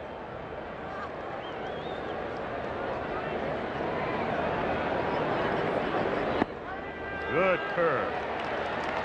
That's the best angle to see Mike Witt's curveball right from behind home plate as a hitter does. Saw the first one, he gave a little bit on it. That was a breaking ball, and then he threw him a fastball on the outside part of the plate. Really, other than the one mistake to Gedman, he's been pitching very well. really the hit that set up the first run, the Rice leading off the inning with a base hit. It was, as we said, a pretty good pitch.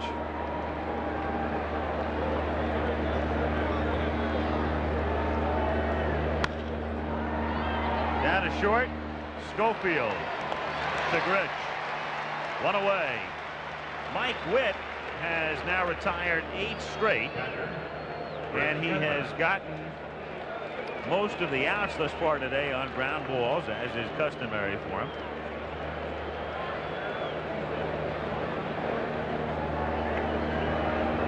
Gedman at the plate with the 2-run homer. To center field, to left center. Pettis' speed can't catch up with that one, and it's off the fence, and it's Gedman who chugs into second with a double. Well, he loves to hit here. 4 home runs, 3 in the regular season. The one we saw earlier today here in Anaheim. As we said, the ball does carry in the daytime. Gedman with a home run to left field earlier in the year for a grand slam. This time almost gets another one. See Pettis knows playing shallow. The ball is going to be a double at least. With Gedman's lack of speed, picks it up and holds him at second. Now Tony Armas, who has not been swinging the bat well at all, flied out to left in the second inning.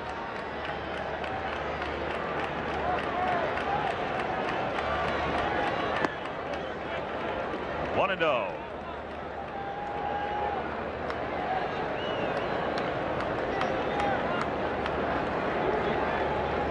Boston 2, California 1, 1 out in the 5th.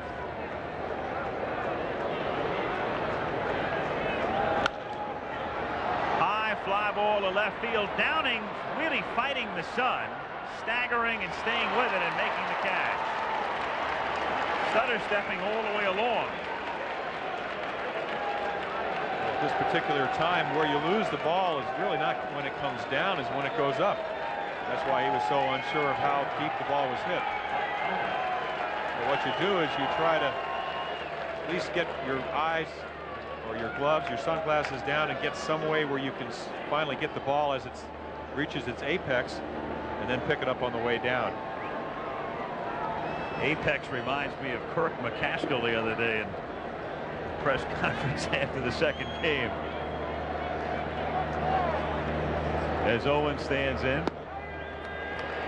With the intense media coverage and everything, questions are asked 1,000 times. McCaskill's standing there. They're asking him 100 times about the ball he lost in the sun the other day, the grounder, and he's getting a little yutsy about it. Finally, somebody says, Kirk, exactly when did you lose it? And he said, about 2 3/4 inches from its apex. 0-2.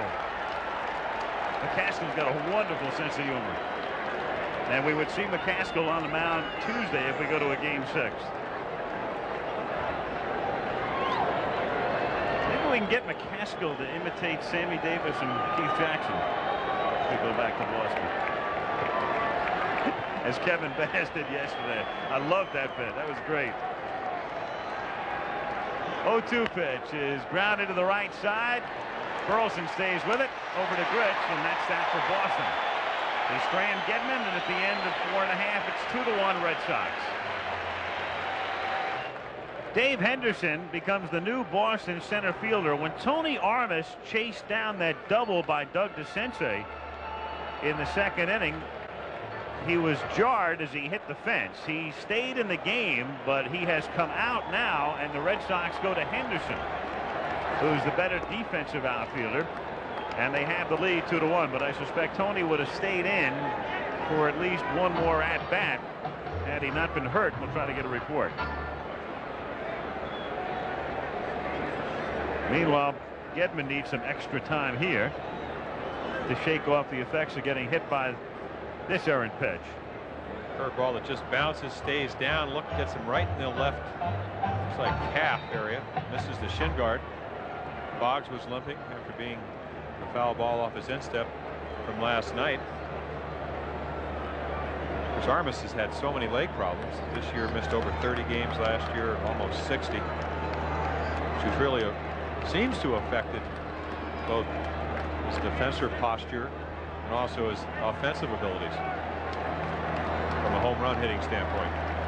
The 1-0 pitch to George Hendrick is hit foul, and the count is 1-1. Just a reminder, I guess, about it. And you talked about last night, Don Sutton saying you never know about this game. We saw Downing trying to steal early in the game. With Hendrick up, who you saw the graphic, 0 for 10, not swinging the bat particularly well, but with 14 home runs, Reggie Jackson on first, the guy on the mound with a good move. Reggie's only attempted 2 steals all year long, successful half the time, gets picked off. Been in the game 20-some years. To shallow left field, Rice gets a very late start and makes the catch. And as Jim mentioned on the fly ball to Downing, hard to pick it up as it's on its way up. And Rice had to hesitate for a moment, saw it, and comes sprinting in and makes a fine play. Well, he did, and you see the end of the play. Of course, if you go back to last night and a ball that he lost in the lights, which really had a great effect on the game, as you take a look at the play that may have caused Armas to hurt his leg. Again, we're only assuming, but he is out of the game. Look at the supports to the right and left, but there's also one in the middle, so he may have bruised his left part of his leg. If you go back to last night's game, Jim Rice, if you take another look, basically he took 2 steps in on that play. His first step was back. Very justifiable. You get burned one time, and again, the package you don't see as well. With Boone standing in at the plate to look back to his home run in the 3rd inning.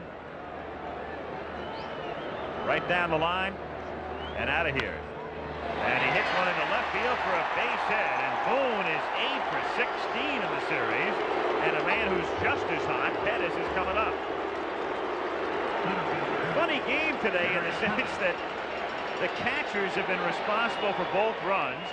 One catcher, a left-handed hitter, hits a shot down the line and right into the seats about 4 rows in. The other catcher, a right-handed batter, hits a shot right down the line about 7 rows in.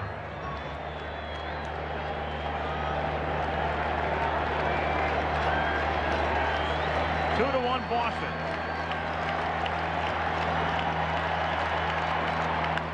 And Pettis squibs it foul, and the count is 0-1.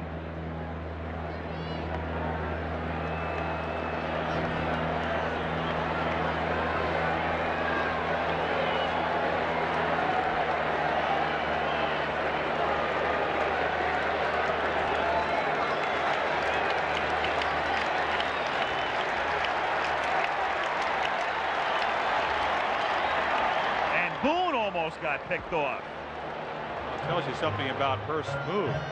But again, Boone, 1 steal attempt, he was successful. He shouldn't be going anywhere. You just don't, other than trying to obviously get to 3rd base on a single or break up a double play. Bob doesn't have a lot of foot sprint. I think Boone just set the record for shortest lead ever in a championship series game. Well, the normal lead for an average base runner is like a step and a half.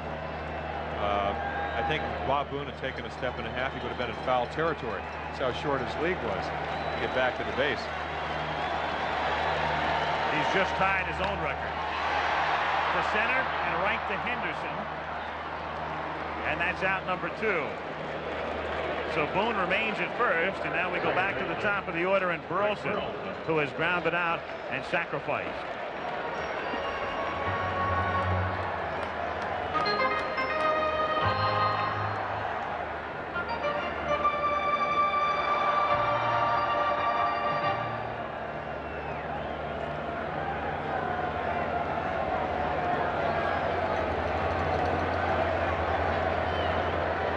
So much was made of Roger Clemens pitching on 3 days rest. You forget the other guys are too. Hurst today and maybe Boyd if they go to a game 6 on Tuesday. And Hurst pitching very well on 3 days rest.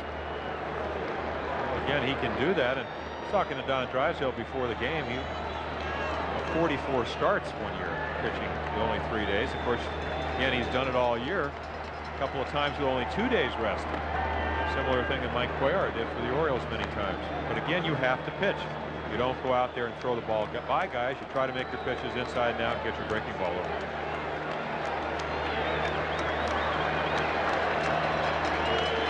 1-1 pitch. One hopper fielded by Boggs. Then there's the force to end the fifth. 2-1 Boston into 5, and we'll be back returning to Anaheim after this from your local station. Well, it's the end of the fifth inning and time for our 2.5 inning ticker. Update you on the NFL. The Jets win, so they're 5-1, and New England is now 3-3. Miami defeats Buffalo, so the Dolphins rebound and hold Buffalo to 14. Cleveland knocks off Kansas City. Browns are 4-2. Dallas shocking Washington, shocking in terms of a 24-point victory. Chicago tries to stay unbeaten, leads Houston. Atlanta knocks off the Rams. New Orleans over Indianapolis by 3. Cardinals get a win over Tampa Bay. Detroit knocks off Green Bay by 7.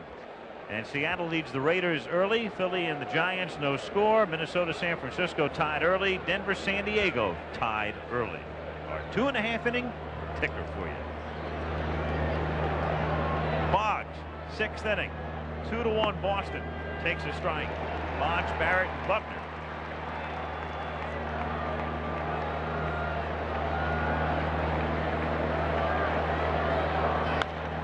Hit into right field for a base hit. So Wade, who had grounded out twice, starts the 6th inning with a single. Well, first 2 outs are on curveballs. First time up, but second time up, another curveball. Look where it is, knee high. That's how you win batting championships. Pings it into right field. They play him around to left. Usually not that pitch, but usually the curveball he tries to wait on. That time he just ripped it into right field. As we said, try to get something started for the Red Sox. Leadoff batters make it much more difficult for the pitcher to pitch. Barrett lays down a bunt, and it's a good one, and Witt tries to go to second and does, and Boggs can't believe the call. What a gamble by Witt, and it pays off for him, and McNamara comes out to argue. Not a bad bunt, but a great play. Witt quickly off the mound and gets the call at second. Larry Barnett made the call. And naturally in Boston, they're going, oh, sure, Barnett. The one thing Wade can't do is run. Take another look. I don't really know if he was out or safe. Schofield makes a nice stretch. It's a force play. Throw is low. Like he did have him. Not a great angle. Looks like Schofield receives the ball. You'll probably be able to tell here.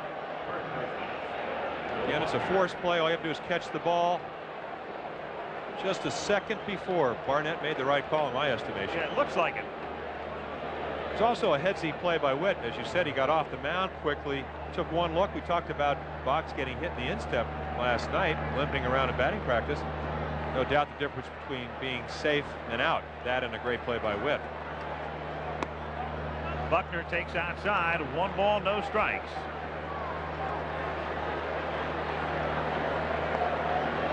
Boggs with Gedman behind him.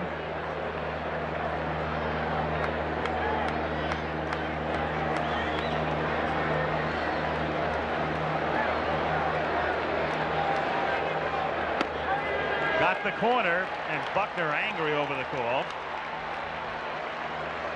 We've been talking about that all series. You'll get a couple of extra inches if you catch the ball properly. Look at that ball. It's about 2 or 3 inches outside. Gives Rocky Rowe a good look at it. Umpires aren't perfect. Real difficult job. Consider that most, well, of course, last night's game, 11 inning game, but a normal ball game. And the only real speed the Red Sox have, if you go back to the amount of pitches, you're talking about 300 to 400 pitches an umpire has to call, so he's going to miss some. 2 balls, 1 strike to count.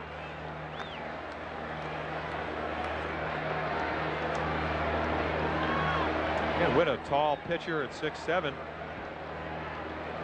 Really not. You'd think he would have a long, deliberate windup, but the leg kick is not that high. And again, Bob Boone throws so well, quick release. So Barrett thrown out 7 out of 15 times. Maybe running. But if you do, it's a calculated risk, especially with Buckner and then Rice and then Baylor. I'd like to add to that lead. Don't want to have a runner thrown out. Take the bat out of a lot of hitters' hands. And now it's 3-1. So now Latchman sends out the signs from third. Buckner checking and watching as Barrett also takes a look at Rene. 3-1. One down. Buckner, good contact hitter. I send him. What do you do? It's a good question. He doesn't doesn't strike out much, as you said, but he is not going, and it's a little squibber. Witt fields again to second in time there, and Witt helping himself for the second consecutive play.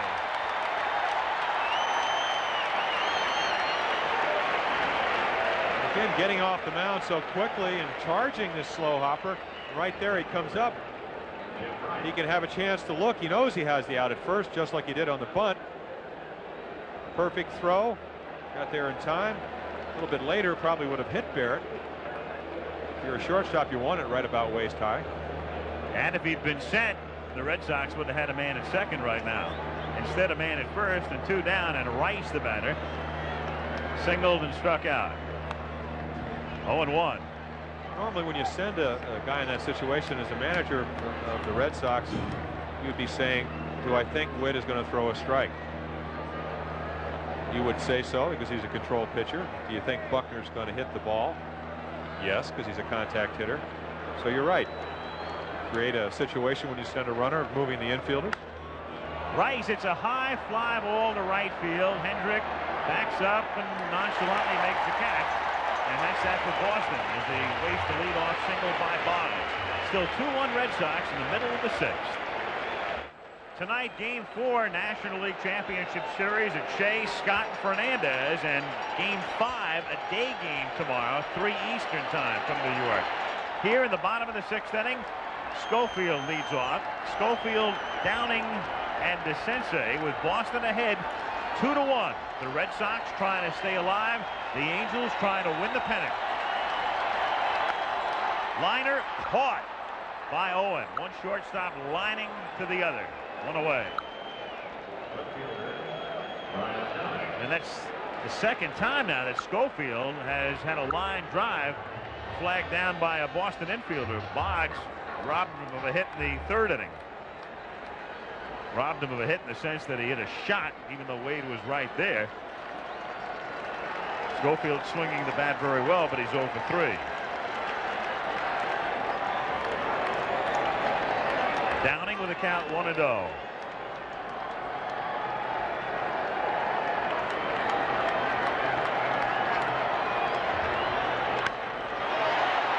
To center field, Henderson fades, but he's there. He has it. 2 gone. Hurst has given up a total of 5 hits and some shots as well, but he's taken the team into the 6th inning.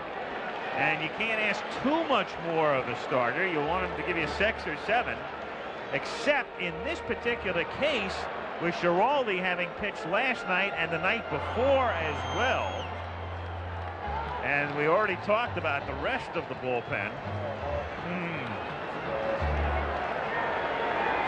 Don Drysdale talked to John McNamara in the pregame show. He said Nipper would be the long man. We're past that point as DeCinces takes a strike. He also mentioned that Sammy Stewart was slightly injured yesterday, and Sammy, one of the setup men, would be a question mark. 0-2. So what McNamara would really love, well, he'd love a complete game. That's what he'd really love. Well, what he'd love is some offense, so it could make it easier for Bruce Hurst. But again, there have been some balls hit hard. First 2 outs this inning, but he's still changing speed. Still not afraid to throw his fastball. First pitch to DeCinces here, the fastball, and comes back with a forkball. So he's pitching. Hasn't gotten away from his game plan. You wonder about some of those long fly balls the next time around. And I think if I was one of his teammates and I was a Red Sox, I'd be thinking about that too. 0-2 on DeCinces, who doubled off the wall and then hit one off the end of the bat in the air to left field. And this one is hit in the air to right center field and up the gap for extra bases. DeCinces will pull in at second with a double. Funny, he had a ringing double in the second, just missed his pitch in the fourth. Didn't hit that one particularly well, all things considered, but it carries to the gap. Propitiously placed. And from overhead, can't really see the position, but you see DeCinces go with it. And then the result, fly ball where over Evans' head between Henderson. What that shows me is that he made a good pitch, but his ball's not moving a whole lot. And again, this could be the difference between pitching on 3 days rest and 4 days rest in between. Grich has struck out twice. 0-1.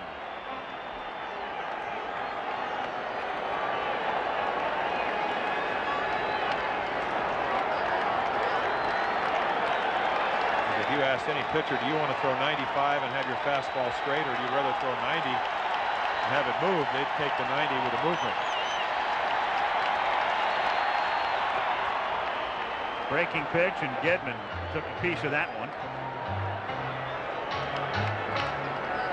Good catch. Boy, he's what Lou Gorman, the general manager, says your basic blue-collar ball player. He just takes the lunch pail and goes to work. Well, for all youngsters, for all youngsters that are watching, here's a man that wasn't even drafted. There's a dearth of catchers playing in an American League Championship Series. One of the finer catchers from a hitting and defensive standpoint in the American League. Yet he wasn't even drafted. Yet got to the big leagues. 0-2 the count. Fastball high. 1 ball, 2 strikes the count. With Grich hitting DeCinces at second base. There's Doug, the tying run with 2 down. 2-1 Boston in the last of the 6th.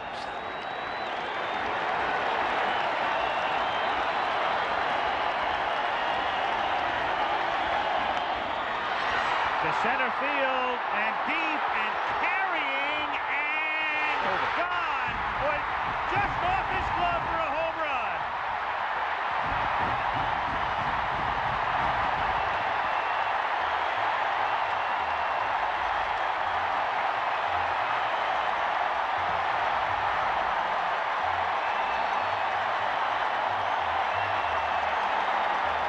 Henderson nearly made a spectacular catch as it deflects off his glove, and the Angels lead.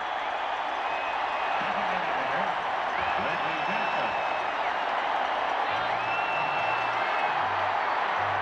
Amazing.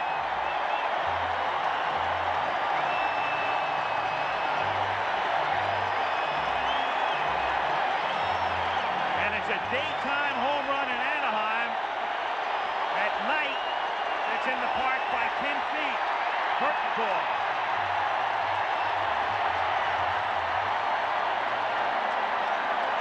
Another look. It's back real well, and right here the wall comes into play. Ball right in the middle of the glove, and then the impact of the wall. If you're an outfielder, you sense where the wall is, but you don't know when you're going to hit it. And what's amazing, too, in that replay is that if he doesn't touch the ball, it looks like it's going to hit the top of the fence and stay in for a double. In all fairness to Dave Henderson, he's fighting the sun. Ball was hit a long way. Again, another look at Bobby Grich, game winner last night. 3-run home run to put him ahead today. Well, you can't take anything away from Henderson. It was a tremendous effort on his part. It's just an unfortunate thing for Dave and the Red Sox that he winds up actually tipping the ball over the fence, in essence, as Reggie fouls it back. 0-2. It's really almost all the truly great outfielders that I've ever seen played or played on teams that I played against or with have an innate sense of where the wall is. You can take that extra step to the wall. You see Reggie go down for the 3rd out. So 2 runs, 2 hits. The home run. Anaheim Stadium is rocking. And California in another wild one, leading Boston by a score of 3-2. Another look at what may be one of the more memorable plays of the 80s. Funny, we were talking to Bruce Hurst. played the interview before. Who gives you trouble on the Angels? The Sensei and Grich. Well, we saw 2 home runs earlier in the year. You saw another one just then. But again, you're right in the heart of their Boston lineup now. If you get to the 9th inning, they're going to be batting again. You would think the Angels would have the edge. Donnie Moore did not pitch last night, but he's had a bad shoulder. So it's going to be very interesting. And game is not over. Witt's pitched extremely well. So is Hurst. Obviously, if you're Bruce Hurst, you want that ball caught, but you got to make a great play to catch that ball, and wasn't able to do it. But they're in the game. And Baylor on a check swing fouls it away. And as McNamara put it earlier, we've got to score some runs. And they've gotten 2 today on Gedman's homer, and that's it. And the big men have still been pretty silent. Well, again, looking at Mike Witt right there, he's used to this. Of his 10 losses, 5 of the times they scored 2 or less runs. So he's pitched in this situation, never in the situation, obviously, of having a chance to clinch a spot in the World Series game. But it's not going to be easy. No balls, 2 strikes the count. 1-2 now. Baylor, Evans, and Gedman against Witt in the 7th inning.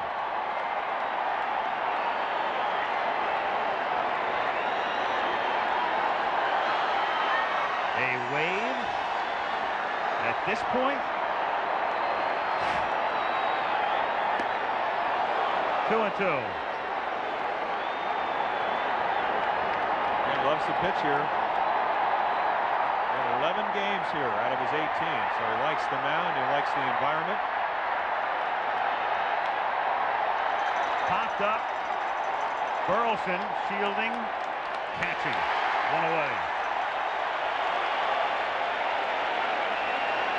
As the game progresses, Al, the difficult field goes from left to center to right field. Pitched right here one afternoon, same time, maybe an hour later, where I lost the ball game on a ball lost in the sun by Bobby Grich. Couldn't see the ball. Virtually impossible to see it. So sun could still play a factor. You hate to have games, but sun is always an effect if it's as bright as it is here in Anaheim. Evans almost gets hit by it. Ball 1, 1-0. 7th inning. The Angels 8 outs away from their first ever pennant. Curve for a strike. 1-1.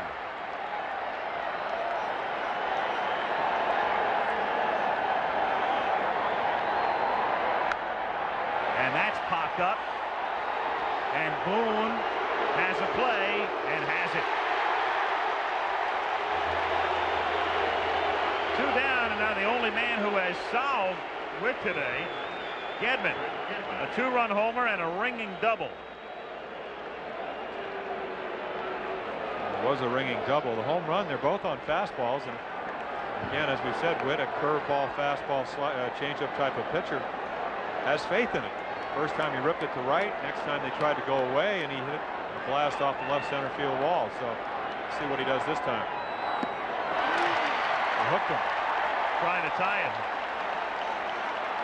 The Sox are probably thinking they're at wit's end after what happened last night and what's happened thus far today.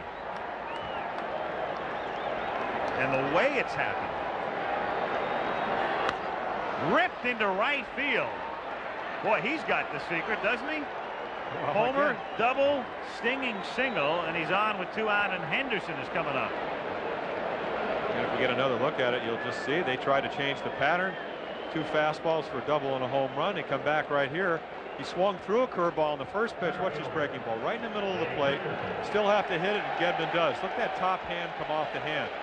And that's something they teach in Boston. Walt Briniak just feels that allows you to finish with a bat. Real good view of that, and Gedman is hot. So now Henderson, and remember he's playing center with Armas having banged into the wall, so Armas came out earlier than he normally would have. Henderson in the outfield, and again, if that turns out to be the game-winning hit, that's a replay you're going to see a few times through the years. Strike. And again, a terrific effort, and Jim talking about how difficult it is to pick the ball up, and a great effort by Henderson. He was just very unlucky. And you think of Dave Henderson in the sense that he's been used in Boston, you think of him as basically a defensive replacement for Tony Armas, which is what he's been used. But 15 home runs on the year, has good power, it's a pretty good hitter. You make a mistake, you'll be trailing by a run here. You're talking about Mike Witt. 1-1.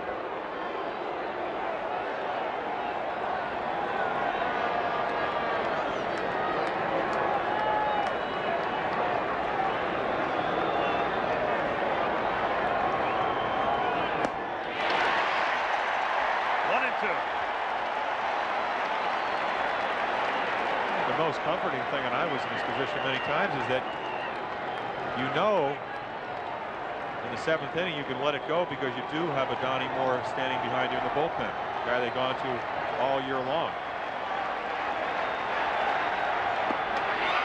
Down he goes with emphasis. And at the end of 6 1/2, 3-2 Angels. Bob Stanley comes out of the Boston bullpen as he picks up for Hurst. McNamara got 6 innings out of Hurst, and especially in light of the way the 6th inning ended, as you see Grich's reaction to his home run. McNamara opting to go to Stanley here in the bottom of the 7th inning. Hurst pitched well, but he was not proving to be much of a mystery in the 6th. A couple of long outs, then the double and the home run, and thus McNamara compelled to go to the pen as Hendrick stands in. Hendrick, Boone, and Pettis in the bottom of the 7th inning. Foul back, 0-2. Stanley, who for so many years was the closer, he was the main man out of the bullpen, and now more of a setup man, and he's incurred the wrath of Red Sox fans this year because he's had a lot of trouble. But he's very much in a position like Doug Corbett was last night, where if he does keep his team in the game, trailing by a run, gives him an opportunity to come back. And it's more difficult to pitch when you pitch infrequently. Little squiver, tough play for Boggs. Bare hands, too late. Best chance would have been for Stanley to field it, but he really had not much of a chance. Started to come down off the mound and then knew it was Boggs' play. Again, on a slider, which this pitch is, you follow through a little bit more. See, from there he has no chance. He calls Boggs. Henrik still runs awfully well across the bag. He runs awfully well, but they got a man who runs even better, and so Devon White comes in to pinch run for him. And White will stay in the game in right field. White, who they tell us is as fast as Pettis. Actually faster from home to third, and that's really saying something. And this is definite bunt situation. Bob Boone with 12 sacrifices during the course of the year. Of course, you never know if it's definite or not. If a guy can fly, you have a guy that can sacrifice. You want to add to your lead. Highly likely. You would think he'd be bunting. And he does, and Stanley Fields looks at second, throws to first for the out. Barrett covers. Stanley knowing who was running. And Boone gets his typical tribute as he goes back to the dugout. Well, again, it makes it a lot easier to bunt a guy over if you know he can run.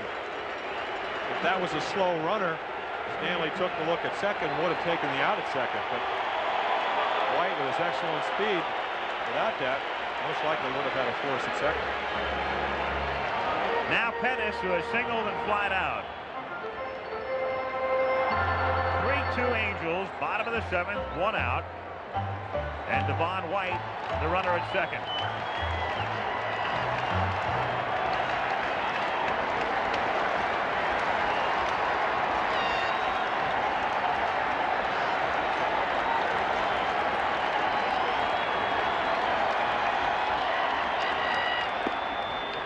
Oh, and 1.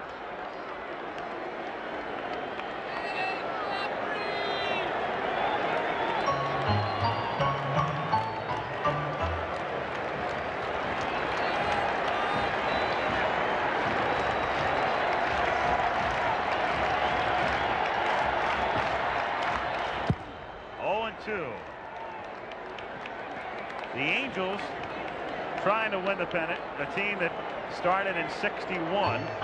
Boy, they've had some zany guys. This is the franchise that had Bo Belinsky and Dean Chance and Dr. Strangelove, Dick Stewart, and Jimmy Pearsall, and Terry Forrester. Jay Johnstone. Jay Johnstone. Been a colorful and a storied, though relatively short past for a team that came in '61 as an expansion group.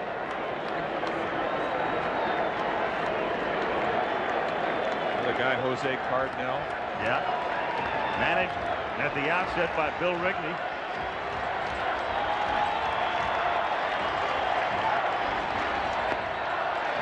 Two and two the count. Had a chance to talk with Bill last night. Very nice man. One of the best.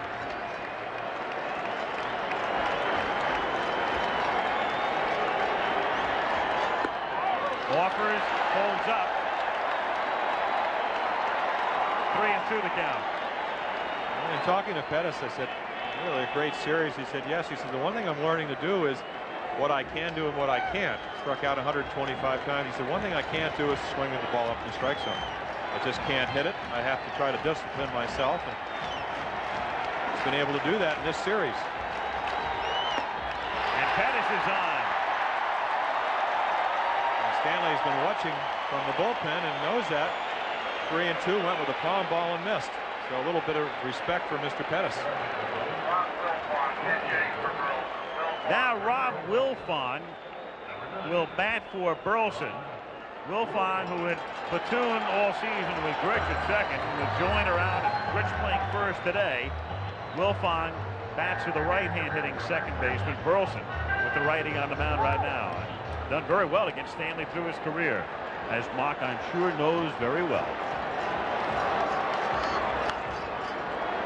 0-1. A lot of managers, of course, when the first guy you talk about, I going way back, was Earl Weaver. Used to have the computer readout, and then Davey Johnson 2 years ago on the cover of the Mets information guide, a computer and Davey.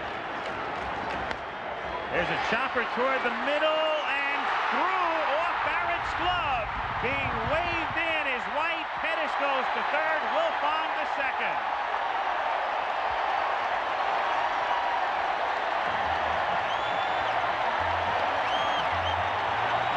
4-2 Angels on what the players call one of those 37 hoppers. Well, what makes this play difficult is when Spike Owen comes over, I believe Marty Barrett loses sight of the ball.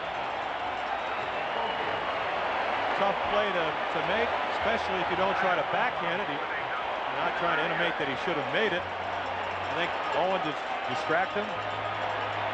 As well as the ball goes into center field. Certainly haven't hit Stanley very hard. You have a swinging bunt, a high chopper up the middle. The only really negligent thing he did was the base on ball, and that's because you want to be pitched carefully with only a one-run deficit. Turned out you could be in a big inning situation. Now with first base open, they have to walk Schofield to try to set up a double play so they can play the infield halfway with Downing coming to the plate. The Angels also benefiting in the last instance from having a couple of guys who could be on a relay team on the bases with White at second and Pettis at first. So White scores, Pettis is at third.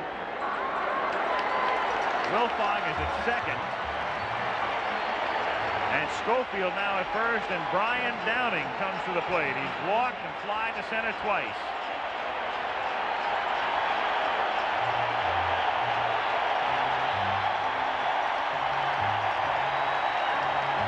And the crowd rising as one as Downing gets ready to stand in.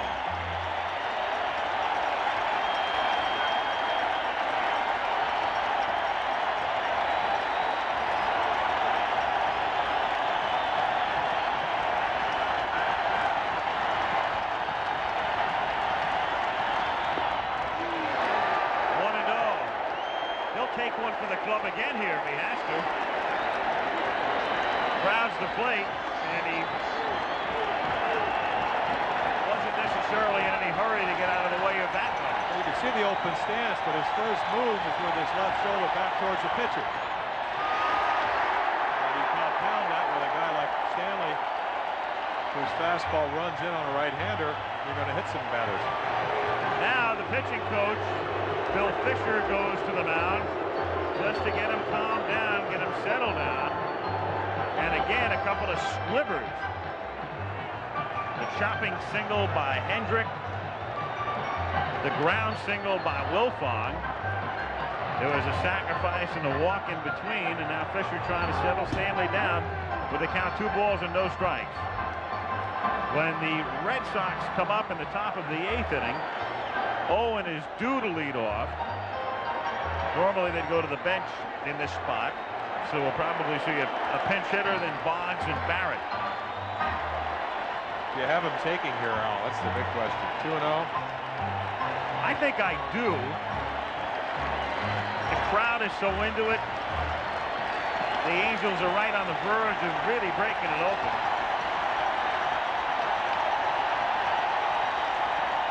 They let him swing, and he lifts it to shallow center. Henderson comes racing in and makes the catch. Pettis tags, and the throw is offline. 5-2.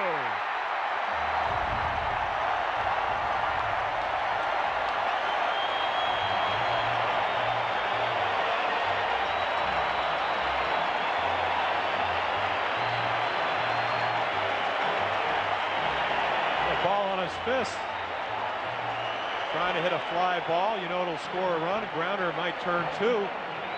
Now it's up to Dave Henderson. Doesn't make a particularly good throw. I don't really think it would have mattered. Pettis has great speed that we've talked about all series long. Pettis is one of those guys that could score on a deep infield fly.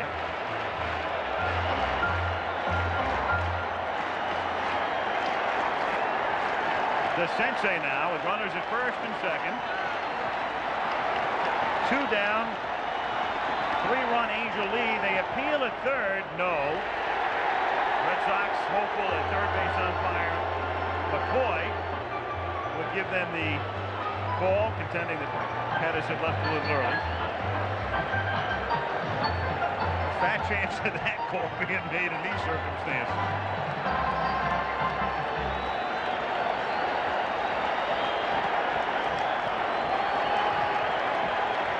Had he made that call, Mock would have managed the rest of this game from the runway. Nice stop by Boggs from his knees to Barrett for the force. But the Angels, who are known for little ball, play the ultimate little ball for 2 in the bottom of the 7th and lead 5-2. Devon White stays in the game for California. He is the new right fielder. And Rob Wilfong stays in the game at second base as we head to the top of the 8th inning, and the Red Sox go to their bench. Gene Mock has his club 6 outs away from the American League title and a berth in the World Series commencing Saturday. And Mike Greenwell has come out of the Boston dugout to hit for Owen as we start the top of the 8th inning. Greenwell, Boggs, and Barrett. Greenwell pinch hitting. Spent a good part of the season in the minor leagues. Greenwell came up in game 3, hit for Owen in the 9th inning and fly to center.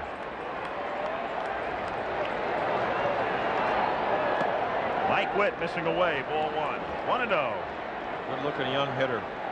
About 18 home runs down in Pawtucket. Good hitting ballpark. Wal Riniak, the batting coach, feels he'll right now 280 and about 15 home runs. Into right center for a base hit and maybe more. Cut off by Pettis, and Greenwell stops it first with a long single. A case there of maybe being a little too conservative. He knows it's a real key situation. And the ball hit very deep to right center field and cut off by Pettis, but he didn't want to take a chance. That's exactly right. He's thinking 3-run deficit. Why take a chance? It's like getting thrown out at third, leading off the inning with a double. And Ed Romero comes in to run for him. Not that Greenwell is that slow, but Romero's going to come into the game anyway as the new shortstop, and he's faster than Greenwell, so you might as well pinch run for him here. Boggs Boggs is the batter. Boggs is 1 for 3. 1-0 the count. That's exactly why they bring a runner in like that. But what if he pulls a muscle? Running for And then you have to bring a Dave Stapleton. Probably put him at second, put Barrett at shortstop. Of course, you do these things when you're trailing, hoping that they'll turn out in a positive way. Boggs lays off the pitch and the count 2-0.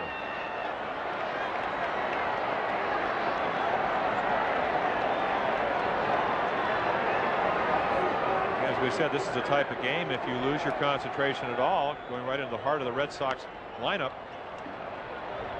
you're going to get right back in the game. And I'm really surprised that Boggs swung there. 3 runs down. Normally, very rarely ever swings at a first strike. Yet 2-0. Maybe he figured he would get a good pitch to hit. It was a belt high fastball. This game constantly surprises you. Hit sharply to short. Schofield to Wilfong to Grich.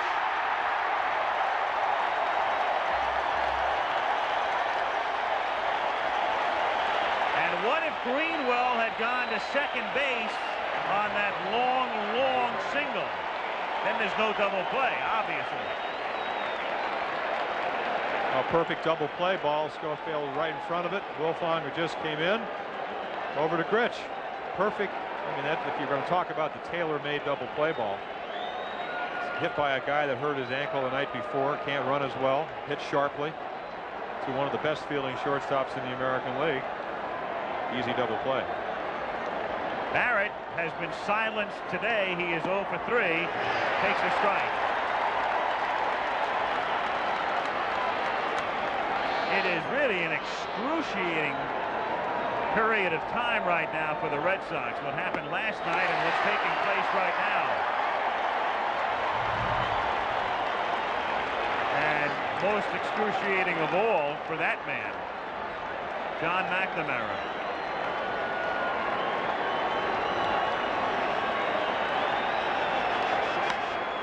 Half swing pop-up. Wilfong. Woo!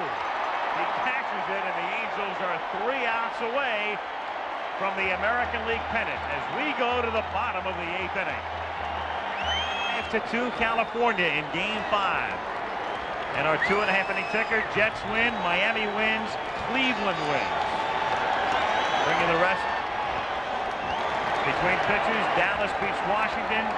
Bears stay unbeaten. Atlanta beats the Rams. Saints win, Cards win, so do the Lions. To second, Barrett picks it up. We've seen this before, and the throw just did keep Buckner on the bag. 1 out. Other scores: Seattle leading the Raiders 14-0. Giants 7-3 over the Eagles. San Francisco by 3 over Minnesota. Denver by 3 over San Diego in the second. Reggie 1 for 3.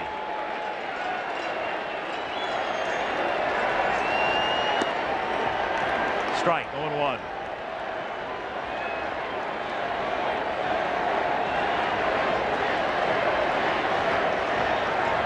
What do you think the premium is on the policy for Reggie's World Series rings? He's 3 outs away from another. 0-2. You really only get the true World Series win, though, if you win. Well, he's had a few of those. The other one's a trinket.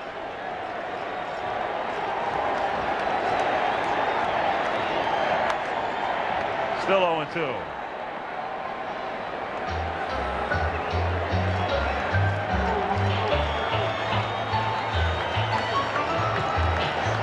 But isn't it?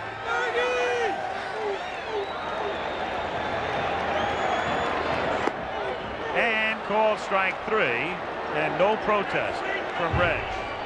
Third time he's gone down on strikes today. 2 gone. A perfect pitch from Bob Stanley right in the corner. You see Gedman right there. Again, that's what Stanley has to do. Only chance the Red Sox have it. Obviously, down 3 runs. He holds them here in the bottom of the 8th. Devon White hitting for the first time in the game. Looks at a strike. Red Sox in the ninth have Buckner, Rice, and Baylor. It's where they want to be, but nobody's hitting. Mr. Witt has something to do with that. Mike Witt with an incredible pitch game. One mistake. Nobody's hitting the whole series amongst those three, and since the runs have been hard to come by, and the Red Sox have been lacking the big innings.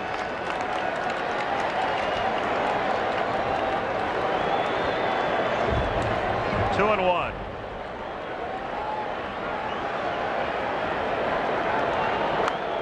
And it's 2-2 now. 2 out, bases empty. Yeah, that's the way a lot of people in New England feel.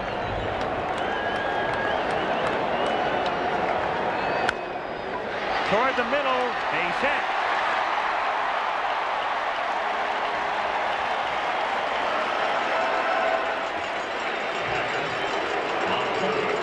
And Bob Boone comes up with a perfect day going. Home run, single, and sacrifice.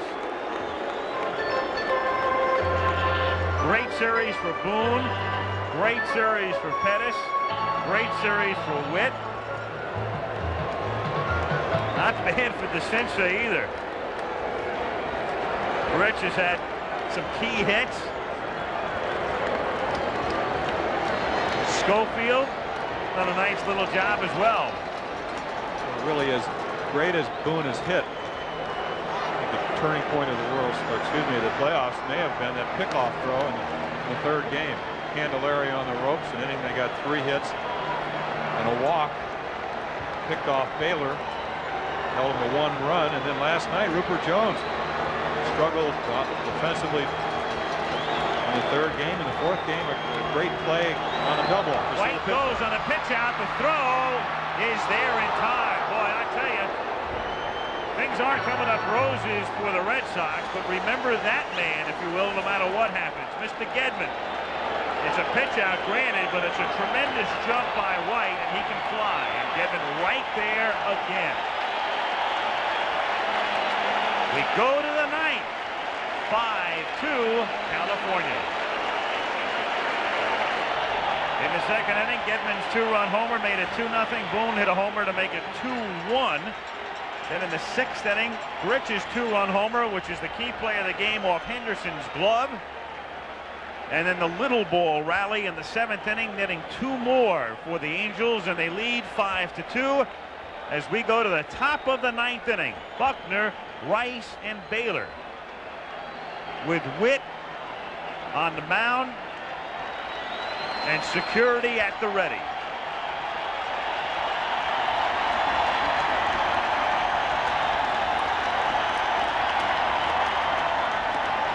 One and 0 the count. Lisa Witt, hopeful her man can do it again.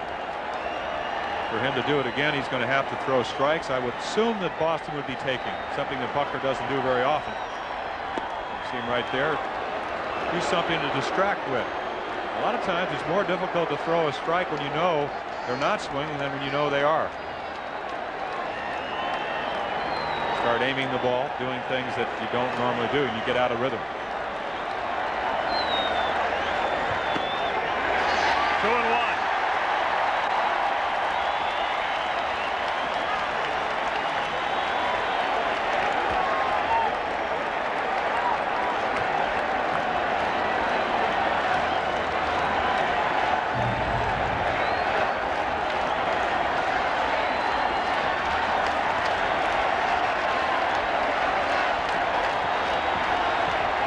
Buckner pointing to something. Well, I thought he was pointing to the outfield. He wants the plate umpire Rowe to take a look at the ball and gets it thrown out of the game.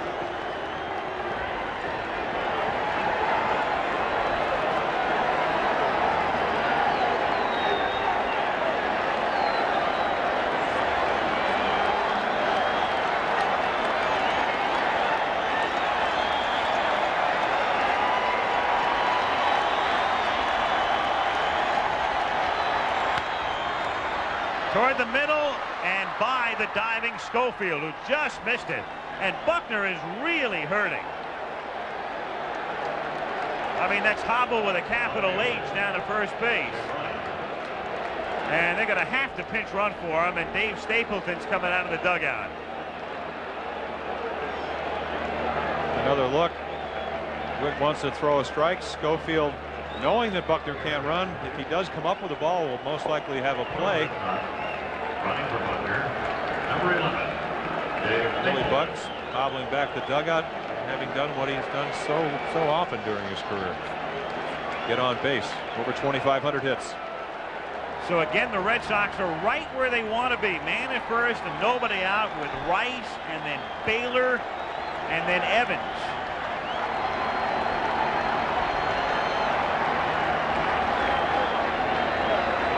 But they need the clutch hits, and it's something that hasn't happened in the series.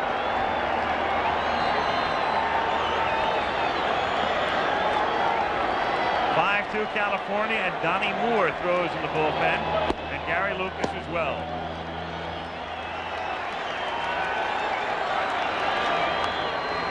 Foul back, 0-1.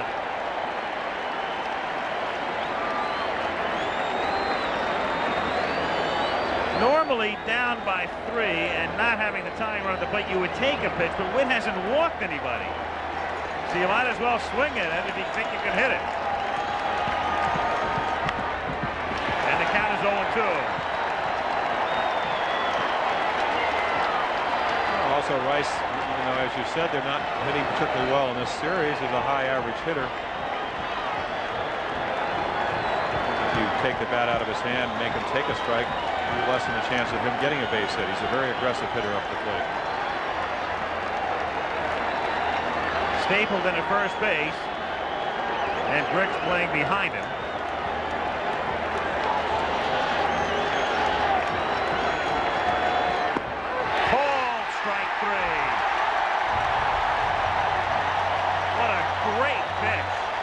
So great, in fact, there's no beef from Rice. Again, you've seen the curveball all afternoon. Look where this pitch is. Right on the corner. You see Jim lean over. Doesn't even offer. Baylor now, 0 for 3.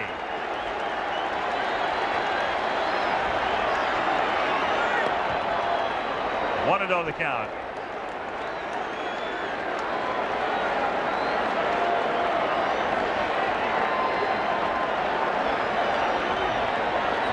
The Angels 2 outs away, and of course they could get both of them on a ground ball.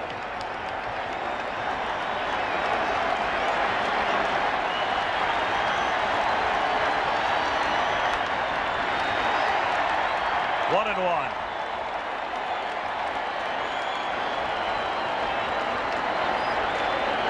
Well, that's what you're hoping for if you're in the Red Sox dugout.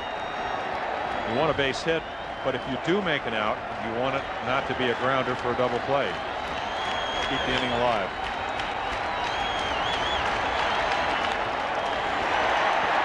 One and 2. Evans next.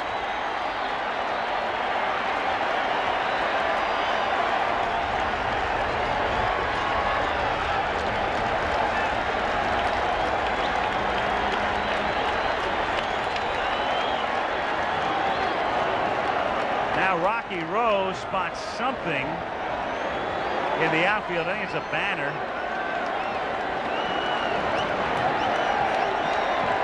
Whatever, it's remedied.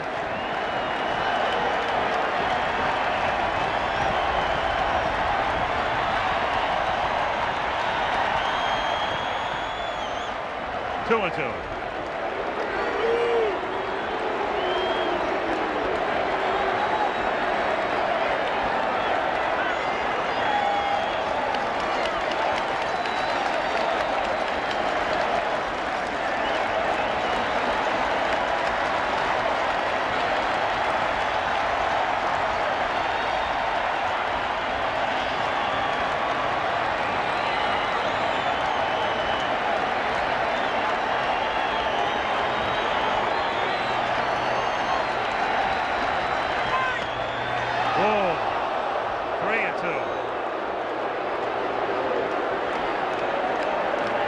Wondering if you're sitting at home how he can take this pitch. Very close, just a little bit high. Rocky Road does a nice job of calling the ball a ball. To left field, left center, and deep. Pettis goes back, leaps, and she's gone. And it's 5-4.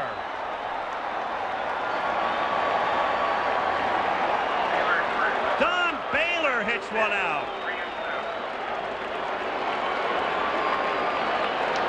What a great series. Woo. Again, up above, it doesn't show you that Baylor went out on the outside part of the plate and with tremendous strength. It's a long fly ball. 32nd home run of the year. Pettis with a nice effort. Can't get to it. A little bit up. Most hitters, if they hit a fly ball, the ball stays in the ballpark. Now you've got Evans, and don't forget, 1 out, and this means that Gedman's going to get to come up again. And Gedman with 3 stinging hits today. He's on deck. Strike. Oh, look at that home run. Look where the breaking ball. That's almost outside. Now you have to be strong to take the ball that's 2 inches off the outside corner and hit it about 400 feet. 0-2.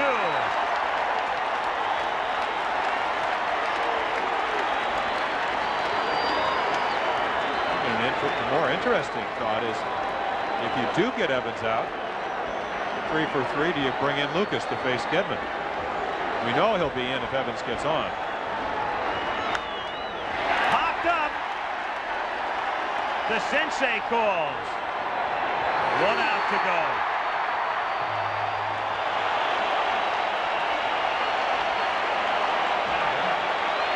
Two down. Bases empty. Gedman. A shot to right for a homer. A shot to left center for a double. A stinging single to right. And Marcel Latchman goes to the mound. And goes to the bullpen. And this is exactly the way Gene Mott would play it under any circumstance. Especially this one. We'll be back. Moments ago, Witt's departure on tape.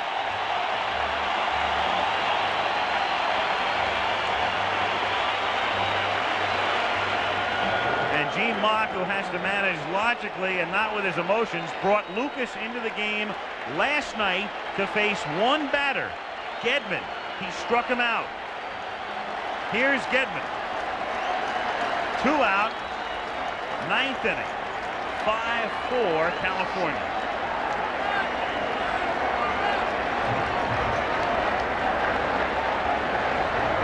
And going back to game 3, Candelaria having a great night.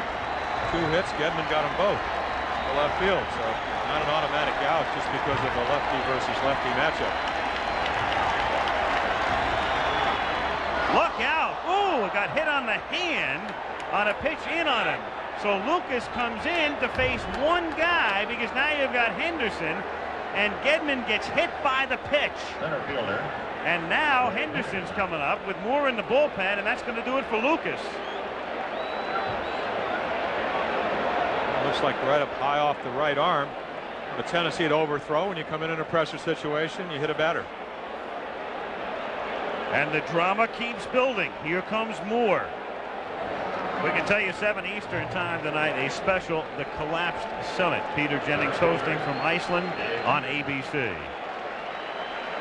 2 out, 9th inning, 5-4, tying run at first. This has been a wonderful game. Donnie Moore out of the bullpen to face Dave Henderson.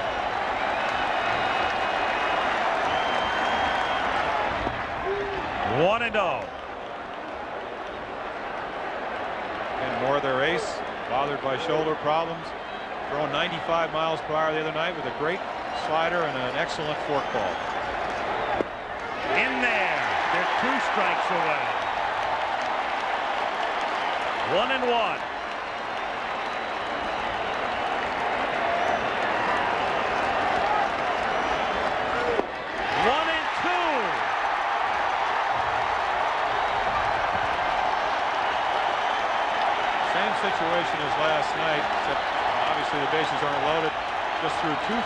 goes by him. What's he going to go? He's going to go with his fastball or his forkball.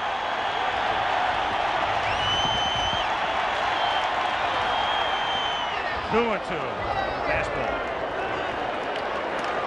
The reason I say that, Schiraldi throws the two fastballs right by Downing. Everybody's second guessing the breaking ball. Red Henderson with 15 home runs on the year, a dangerous hitter. Still 2 and 2.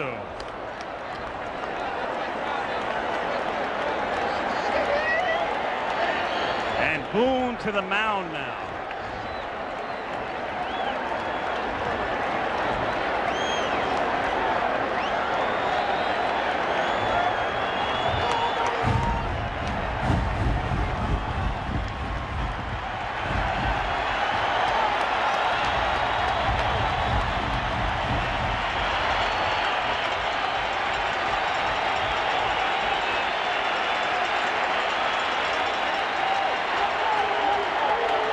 The 2-2 pitch. Stays alive.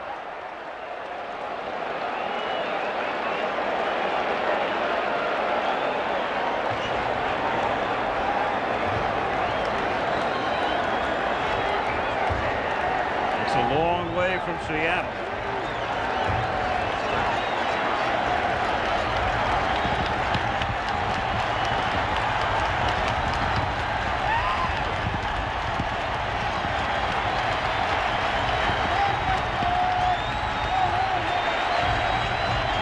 Time.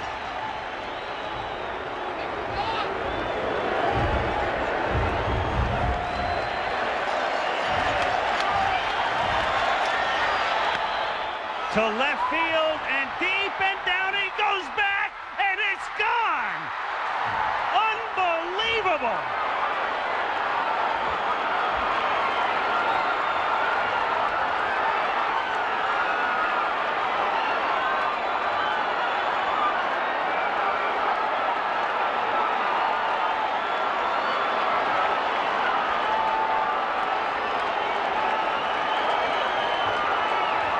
You're looking at one for the ages here.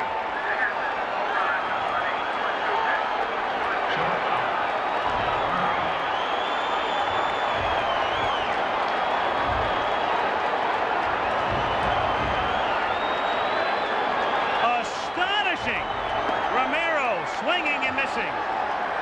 0-1. Dave Henderson in obscurity in Seattle in August, playing bullpens against the middle in October. Oh. You have the two-run home run go off your glove, and then you have a chance to put your team ahead. Smoked a forkball. Popped up foul and out of play. Anaheim Stadium was a strike away from turning into fantasy land. And now the Red Sox lead 6-5. The Angels in the bottom of the ninth.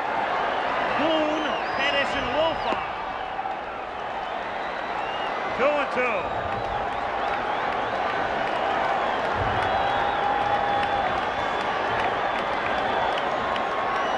Oh, these games at Anaheim.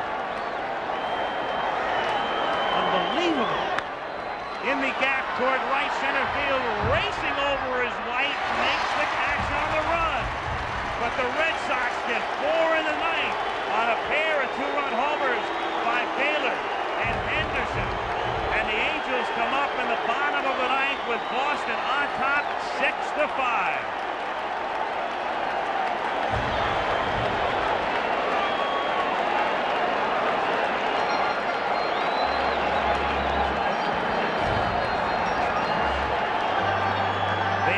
Of course, here, take a look back at Henderson.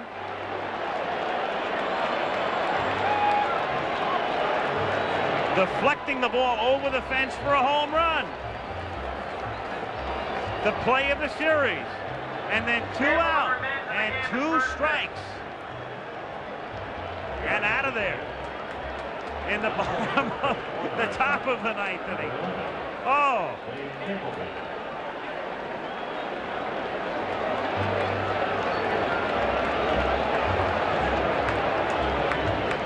second only to Fisk in the minds of everybody in New England.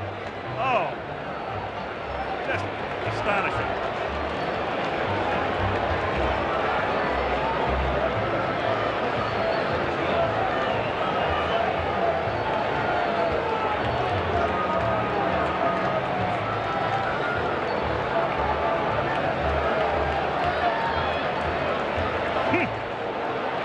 Said they got him for his defense, was unable to come through with it on a very tough play, and then at the most needed time of the year.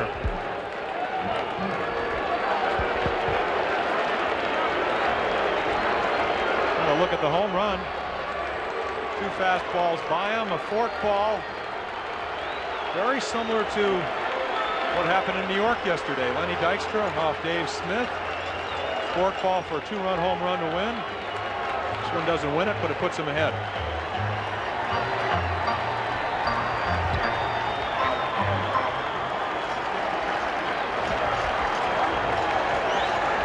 So we go to the bottom of the 9th inning. Bob Boone, Gary Pettis, and Rob Wilfong. Al Michaels, Jim Palmer with you from Anaheim. Boston on top, 6-5 as Boone takes low, ball 1. And what sweet satisfaction it would be if Bob Stanley could close the Angels out of the bottom of the 9th after the year he's had. In there, 1-1. What is really in baseball, I guess, for an actor to become one of the oldest cliches, is never over till it's over, is true. You can almost talk about anything when you're talking about it's never over till it's over, but what is true about baseball, that it isn't over till you get 27 outs and have a lead. Donnie Moore 1 strike away last night, same thing with Schiraldi. Bob Stanley needs 3 outs. And a base hit to left center field, and Henderson has to chase it down to the gap, and the Angels have the tying run at first.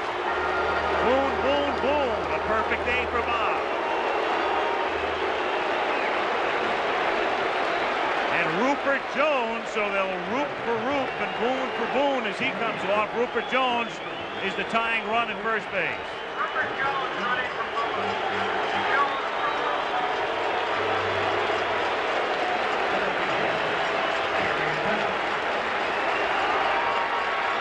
Gary Pettis, single, flied out, walk. And up there, you'd have to field to bunt. Rule of thumb, generally, you play to tie at home to win on the road in a situation where you're down by a run. Rule of thumb.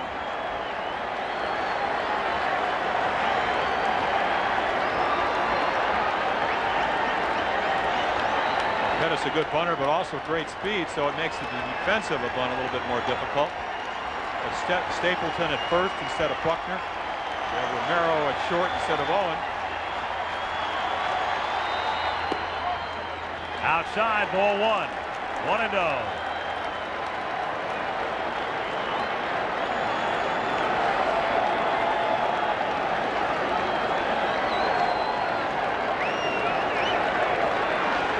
Look at the way that flag and flagpole create that wavering shadow in front of home plate. Pettis lays down the bunt. Stapleton fields, throws to Barrett. They get the out. The tying run is at second, and Jones.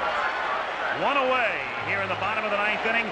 And Wilfong coming up, and McNamara had started out. Turns has another word with Fisher, and now he's on his way to the mound. And it's interesting, in that shot from above, there's a flagpole and a flag on top of the stadium, and there it is. Also, and what about distracting the hitter here, Jim? Well, it certainly does, and that's something they could change. You certainly can't change some shadow situations. Bob Stanley runs off the mound, but that could be changed. They'll go to the bullpen, and I believe it's Schiraldi coming out of the shadows. It is Sambito who comes out of the bullpen. The bullpen in the deep recesses, deep as dark as left field, and you can't tell who's throwing down there. And for the moment, it's only Crawford throwing, and Sambito, the lefty, was up, and there is the Boston pen. And no sign at the moment of Schiraldi. They had Crawford throwing, but he's not going to come in this situation. You wouldn't feel or think. But then again, with Sammy Stewart hurt and Schiraldi having pitched last night, what McNamara needs here is for Sambito just to take care of the left-hand batting Rob Wilfon. As you see Bobby Grich. The Angels, if you're wondering, cannot go to the bench for a right-handed pinch hitter because they have none. The only people left are Jerry Marin and Jack Howell. And their other, remember, on the 24-man roster is Wally Joyner. All left-handed batters, and Joyner is still in the hospital. Wilfong has done very well this year against left-handed pitchers. Terrible lifetime. Jones, the tying run, is at second base. With good speed. 1 out. Boston ahead, 6-5 at the bottom of the 9th inning.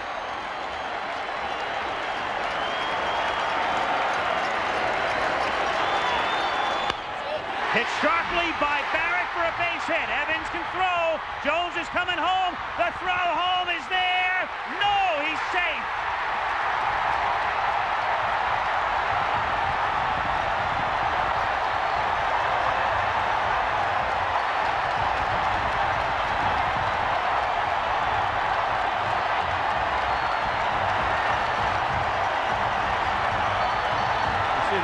Play, as we said, Jones with great speed, Evans with a great arm. Gedman makes a great catch of this. The ball short hops him. Great slide by Jones. He doesn't go to the outside. How about if he'll get to the plate? And McNamara to the mound and to the bullpen again. Again, Sambito, success story of some sorts during the season, but not today. Belt high in the middle of the plate. Once again, you see Evans throw. It's a strong one. Right there. Ball short hops him just a little and a fantastic slide. By the time he gets to him, he's already across home plate. Another angle on that slide. I'm thinking of Sundberg in the World Series last year.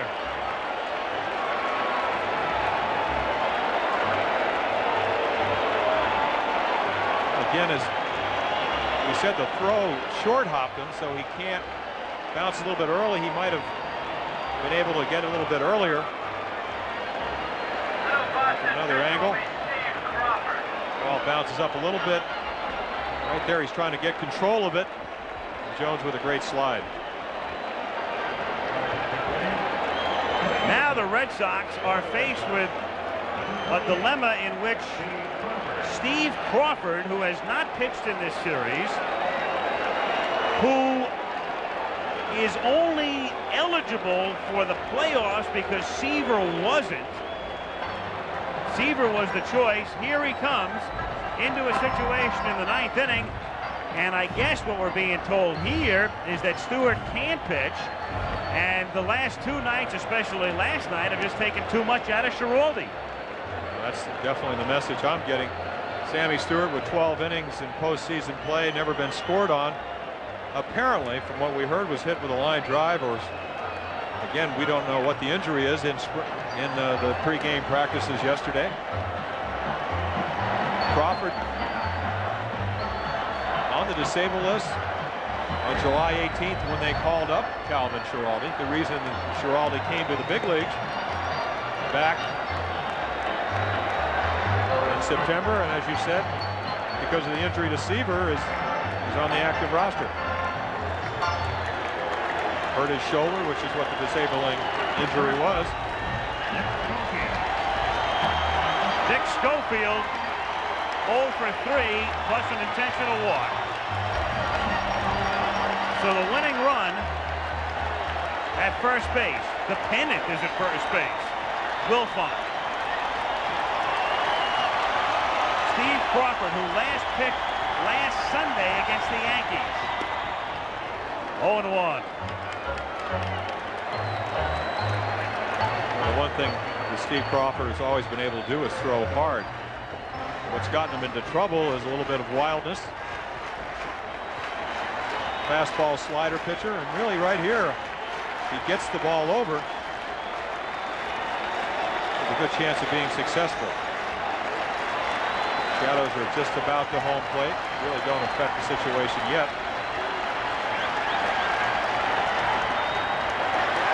One and one. Wilfong attempted to steal 5 times at first. He's only successful once. Not a good base stealer, but he is the type of guy that can score from first on a double. Better than average speed once he gets going. 2 and 1.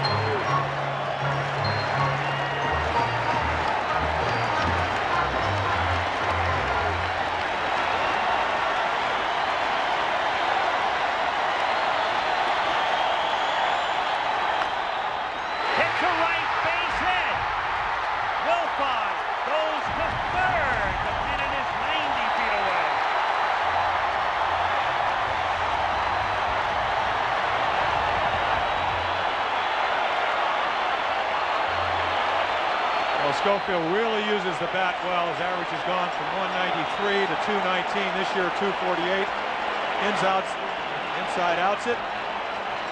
Stapleton first has no chance. Overhead view of Wilfong on his way to second, eventually ending up at third.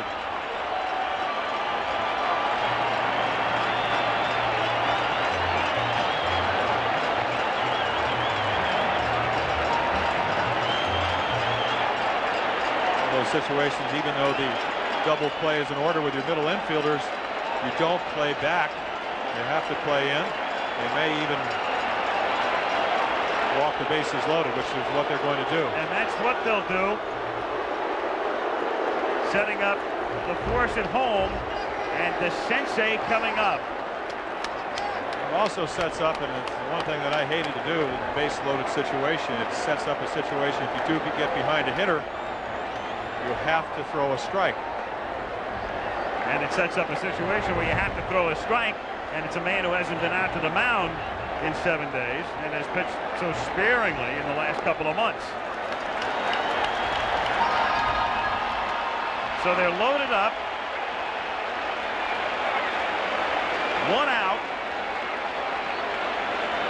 And Doug the Sensei coming to the plate.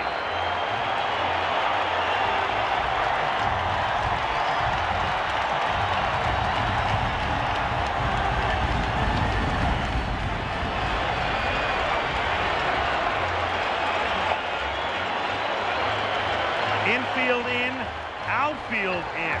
Because a fly ball deep enough, and that's that. What you're doing if you're an outfielder is you're playing at a depth shallow enough where if you catch a line drive, you feel you can throw the guy out at home plate.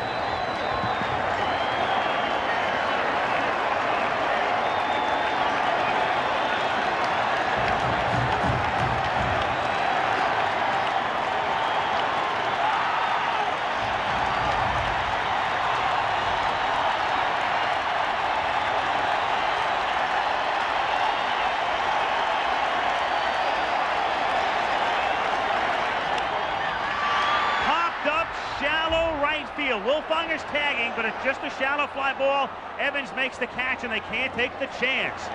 2 down. Gigantic out. Infield now goes back to normal depth. Outfield plays at normal depth. Grich comes up. That was a classic confrontation of fastball pitcher against fastball hitter. Fastball pitcher wins.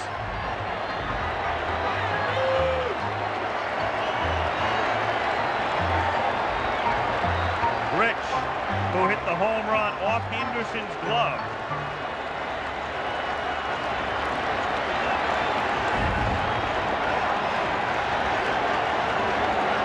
This whole ride we've been on today belongs at Disneyland. Oh, this game.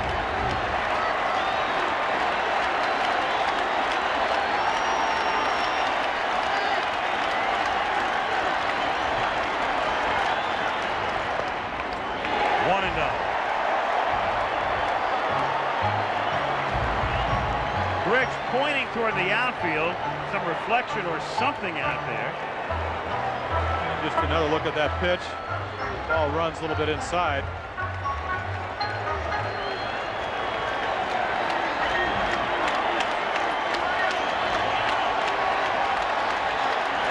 See Gedman going inside. They want to pitch, and then he moves away.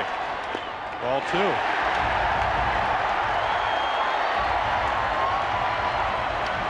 Now, this is not an easy situation. Grich most likely will be taking. Crawford knows he has to throw a strike, hasn't been able to do it. You aim it right for the middle of the plate, trying to throw it really with the most relaxed way you can possibly throw it with the bases loaded and 2 outs. 2-1.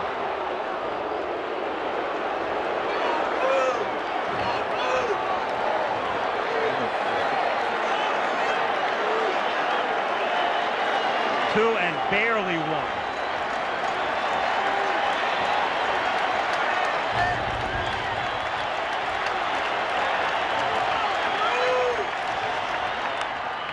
Two and 2.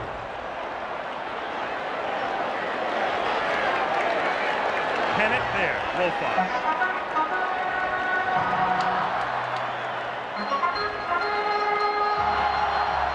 Again, Crawford has the type of fastball where he moves so much he can throw it for the middle of the plate. Some are going to sail in, some are going to sail away.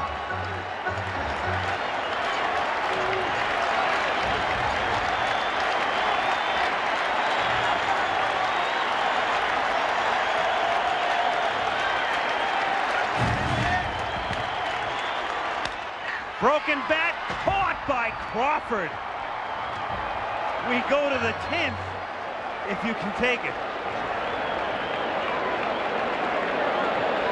Most likely just trying to throw a strike. Watch the ball run in. Grich hits it way up on the label of the bat. Nice play by Crawford for the final out of the inning. Oh boy. We go to the 10th. ABC News special, the Collapse Summit with Peter Jennings. That is scheduled to be seen at 7 o'clock Eastern Time, or about 48 minutes from now. And at 8 Eastern Time, Houston against the Mets. It's Scott taking on Fernandez as we go to the 10th inning in this classic 5th game, tied 6-6.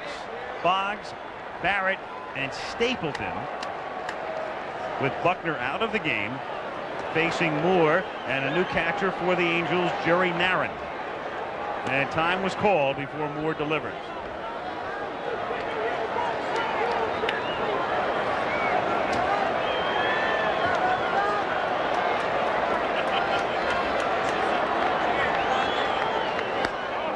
Want to know the count. Peter Gammons, the great baseball writer, now with Sports Illustrated, wrote a great book, Beyond the 6th Game, talking about the '75 World Series.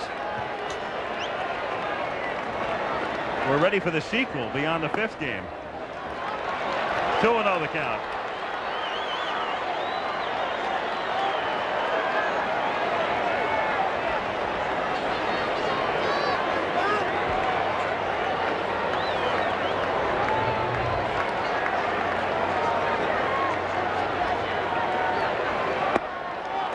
And through it all, Wally Joyner watches from a hospital bed.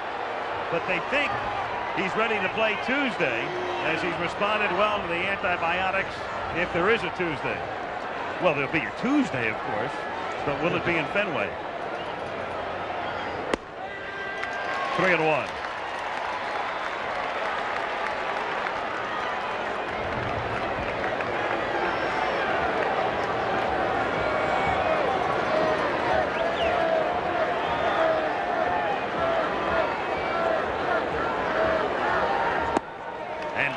Is on. So Donnie Moore, who has been erratic this year, the ace of the bullpen last year, But shoulder troubles this year, the 3 cortisone shots, which is a big number.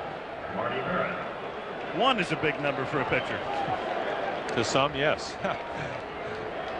You don't feel particularly good. You hope they'll do the job, but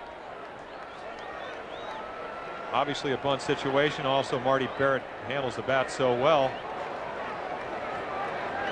Last time we had this situation, Boggs, because of being hit last night, was thrown out on a nice play by Mike Witt.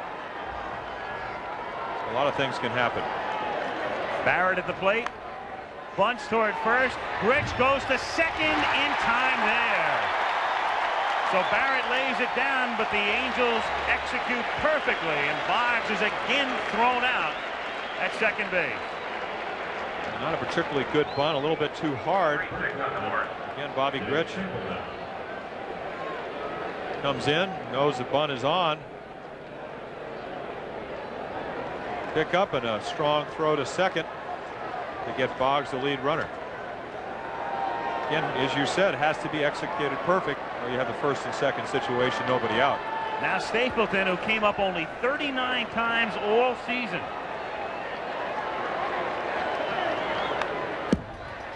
Oh, and 1. Hasn't been up much, but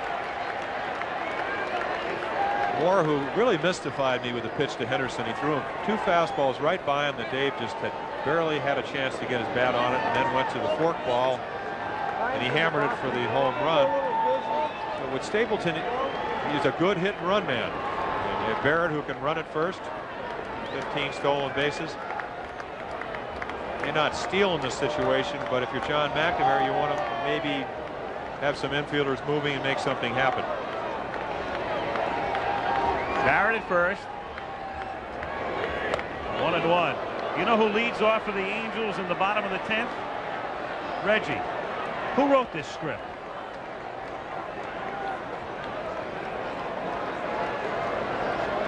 One and 1. No matter what happens today, it's been amazing, the Red Sox resiliency. Last night, that shattering, terrible loss, and the misfortune today, and Henderson tipping the ball over the fence with the home run. A sensational 9th inning comeback, and then Crawford to work out of it in the 9th inning. No matter what happens, the 1-1 pitch is toward the gap in right center for a base hit. Barrett around second on his way to third. The throw is there, but too late.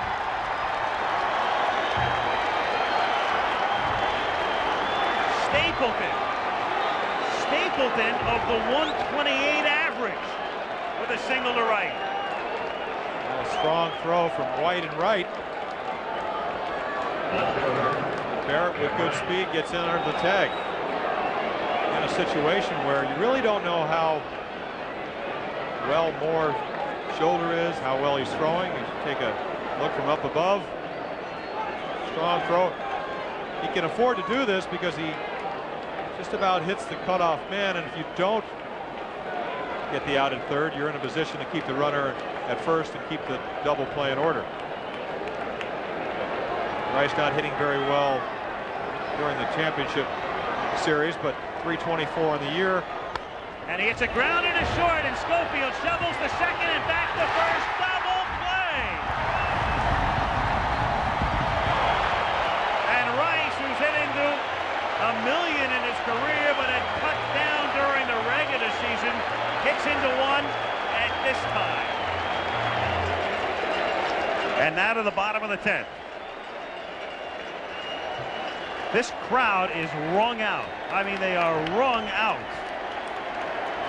I'll tell you something. If Reggie hits one here, I'll never miss another playoff game in my life. Yeah. This is amazing. 1-0. It's quieter than it would normally be, and it's simply because, as I said, this crowd is absolutely wrung out.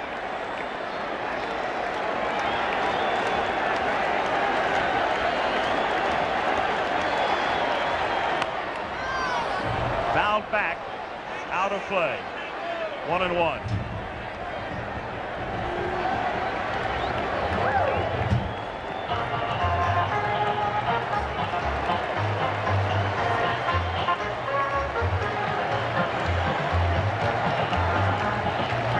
Roughly. 6-6, bottom of the 10th. Roughly, how many of his 57 antique cars do you think he would give to hit one here.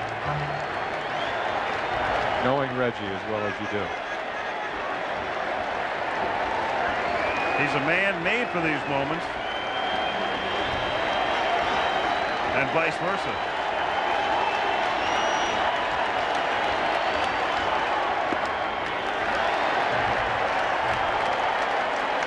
Two and one. Be interesting here. 2-1. He hasn't had a great year, but walked a lot. Will he take the walk? Gets presented.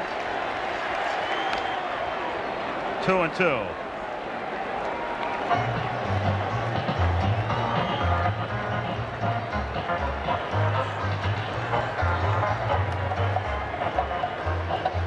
Talked about last night as you look at John McNamara, you get in late inning situations, extra innings, sometimes makes it easier to pitch because hitters expand the plate trying to hit home runs. They go up there. No. That was a great shot. Great pullback. McNamara, Jackson.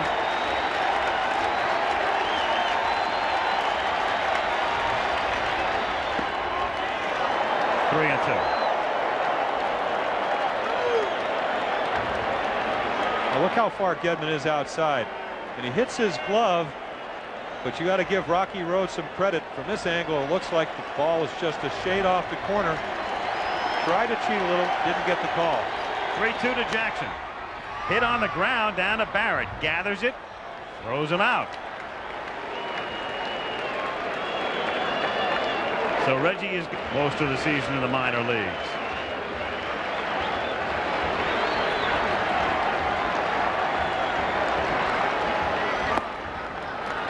1-0 the count.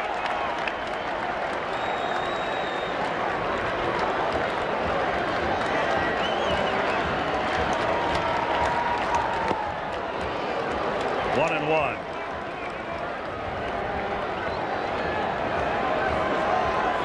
Well, they're high on him. Good power, switch hitter, great speed.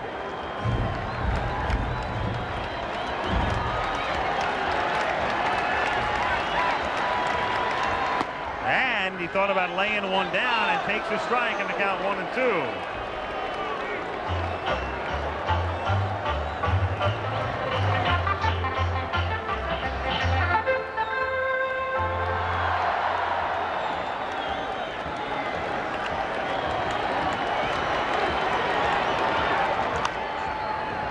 Foul back.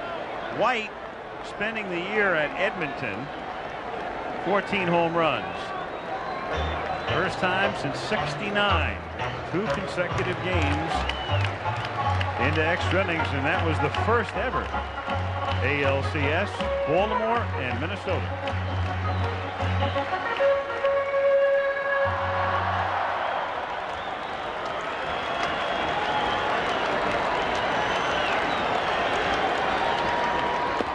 Got him. 2 down. Steve Crawford.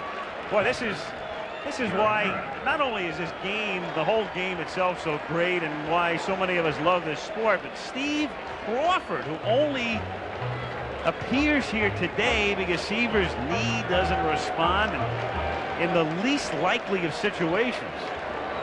And here he is with the pennant on the line and pitching well. Narron, low, ball 1. 1-0.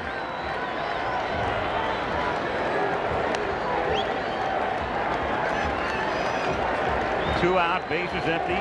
Bottom of the 10th, 6-6.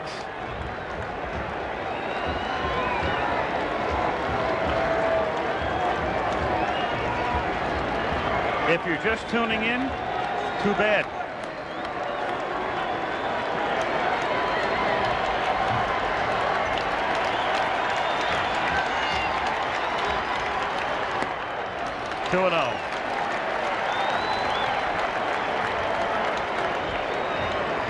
Getting out of that inning has allowed Crawford a little bit of, I guess, leg room, so to speak, using more pitches. There's a 2-0 changeup that just misses.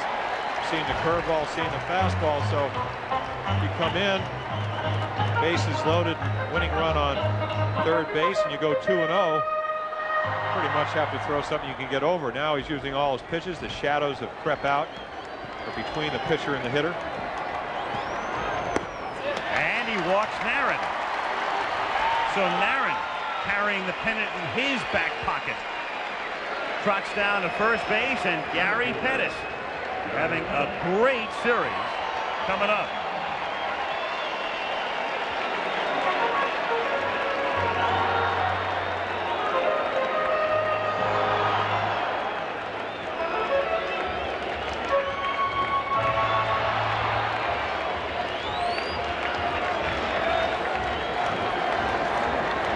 Two down.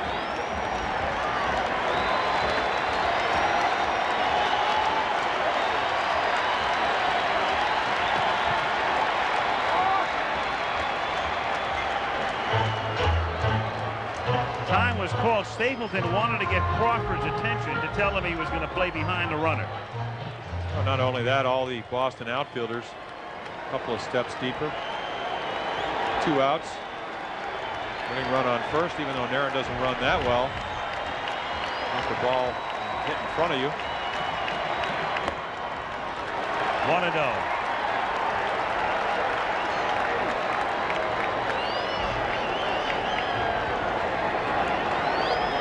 Time.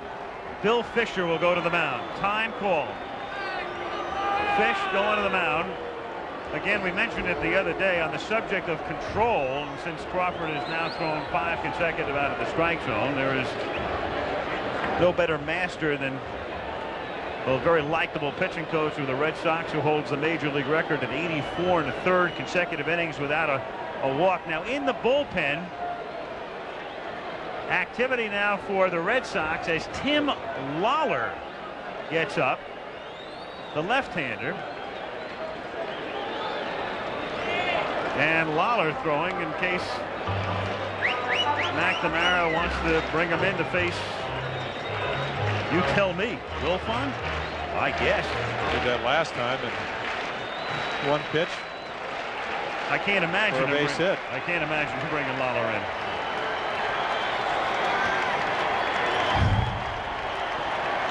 The 1-0 pitch hit foul, and the count 1-1.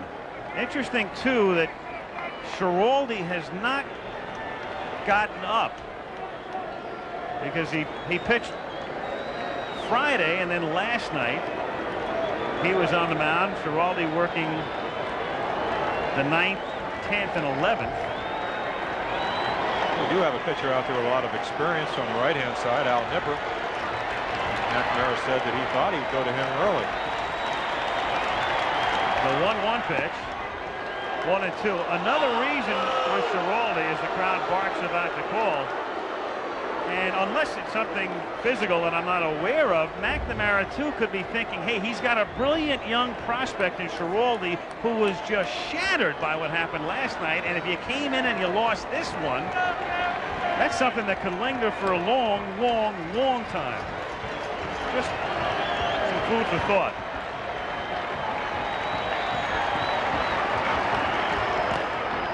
Two and 2.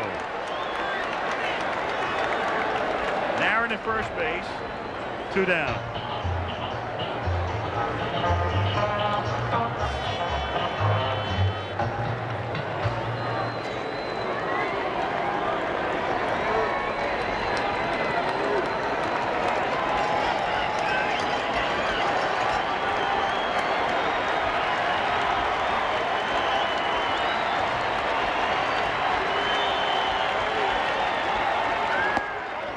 Full count, and that means Narron will be running with a pitch.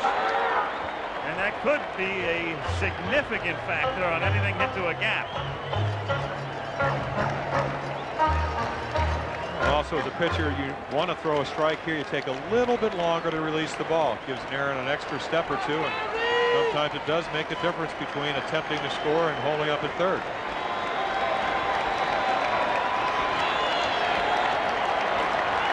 3 and 2, 2 down. Narron goes, and Pettis fouls it back.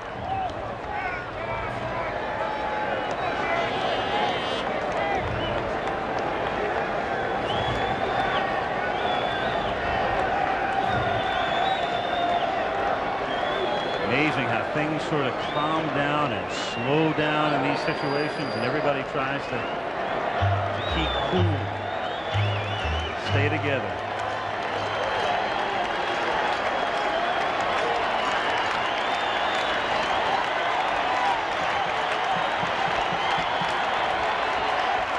Aaron goes. It's hit in the air to deep left field. Deep left field, right to the fence, and he makes the catch and had to look down to make sure.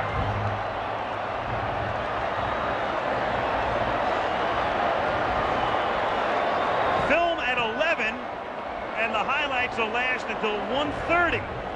We talked about playing a little bit deeper. You can see how deep Rice is. Back, back, back.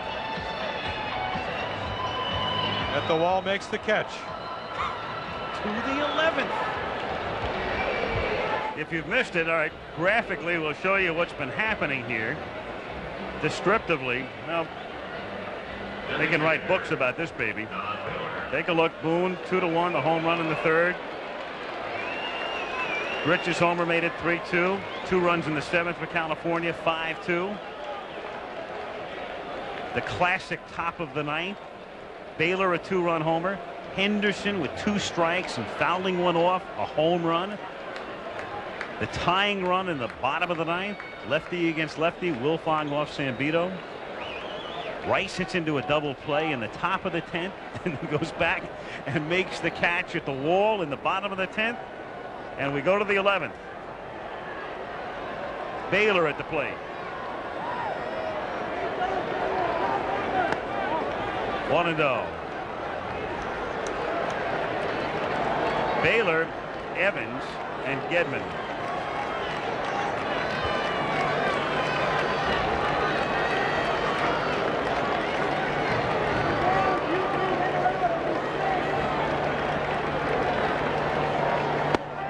In there. 1-1.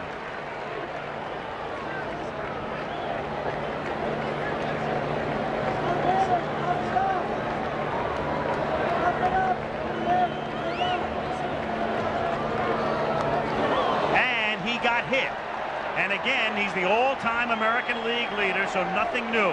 35 times during the regular season, and he's got that down to a science. No, he doesn't. Actually, that's one of the few times you will not see him roll into a pitch that he's going to be hit by. Normally he just takes it on the shoulder, trots down to first. That's the first time. It's a good way to get on base, sometimes painful.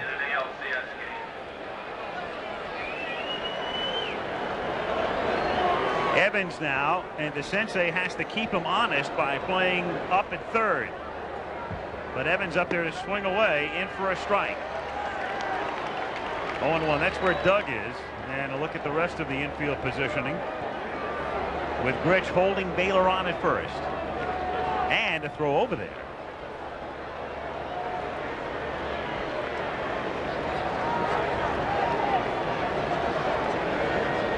The reason you most likely will not see the Red Sox bunt here is because if you do sacrifice with Evans, they walk Gedman, pitch to Romero, who's come in to play shortstop for Spike Owen.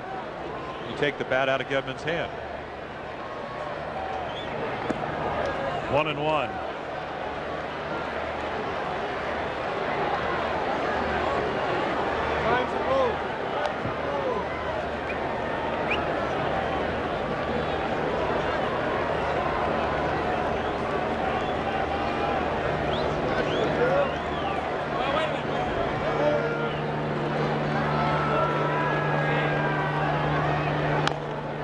Off speed and the count 1-2. Well, that's the same pitch that was hit for a home run, and Phil Watson, Donnie Moore pitched into his part of his third inning. Really does not have a good fork ball, doesn't have command of his breaking ball. Looks like he has good velocity. You're sitting on the Boston bench watching him pitch, which is what you do if you're a hitter. You expect that he may not throw very many quality breaking balls over.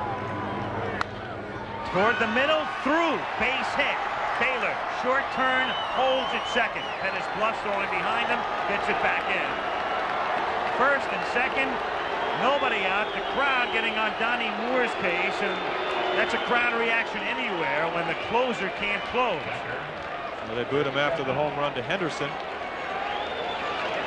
And Evans just hitting the ball back up the middle. Nobody plays there into center field. Now you have Gedman. Homer, double, single, swinging the bat exceptionally well in a bunt situation. If he lays it down in second and third, then Henderson is on deck. And if you walk in, then you get to Romero with one out, which is not where McNamara necessarily wants to be. The other side of that coin is if Romero pops out, strikes out, hits into a fours at home. You have Boggs, and all these things have to be thought about right now. And the Angels have to talk about it defensively. How to play the infield, what happens if you bunt. So DeCinces goes to talk to Schofield. Latchman comes to the mound. They've got Lucas in the bullpen, and the wheels keep spinning. And Finley, I beg your pardon, is in the bullpen. Lucas came in before the other left-hander. Chuck Finley is in the bullpen. I think what Latchman is saying here, too, is he wants to check out Donnie Moore's condition, which is why he goes to Rocky Road to say, I'm only talking to him about how he is. And thus Rowe has just given McNamara the safe sign, and what that means is that is not an official visit to the mound. And that's why Rocky eavesdropped on the conversation to make sure that Latchman was only talking to Moore about his physical condition. That's all. Now Gedman is at the plate, first and second, and nobody out, and the Angel infield has to protect against the bunt, at least the possibility thereof. And he's around a bunt, and he bunts in the air up the line, and it's a fair ball. DeCinces fields and pulls Wilfong off, and everybody's safe. And the Red Sox get a huge break on a bunt in the air that drops, has to be played, and everybody is safe. Well, what happens is the doubt in their minds allows this poor bunt to fall. You're playing in, it could be a double play. Doug knows it's not going to roll foul.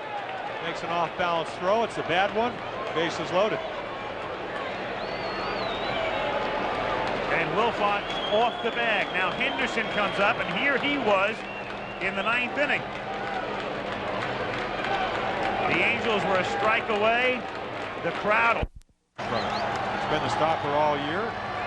Certainly is a stopping type of situation. Rob Wilfong, who made the great play, tries to bunt his way on.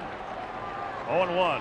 Wilfong pinch hit for Burleson and singled, a little squibber up the middle, and then got the base hit to drive in the tying run in the bottom of the ninth. This is a perfect situation for a power pitcher. He's standing in the sun, the hitter's standing in the shade. 1-1. The keys, of course, is just to get the ball over, make your pitches. We'll see Gedman basically sit in the outside part of the plate against the left-handed hitters. Schiraldi tried to hit him. 1-2. We mentioned it on the pregame show, and worth stating again with Schiraldi. Great style and class, and if you watched last night's game, you saw him just shattered in the dugout. But in the clubhouse, talked to all the reporters, and gets Wilfong here. And a lot of people talking about Schiraldi's class act after the game. Deborah Schiraldi as wrung out as everybody else in this throng of 64,223. Throws it right by him. Late swing. Really a chance for redemption. Chance to come back out and do what he tried to do last night. I think he's pretty thankful just to have the opportunity to be in this position. Schofield now. 0-1.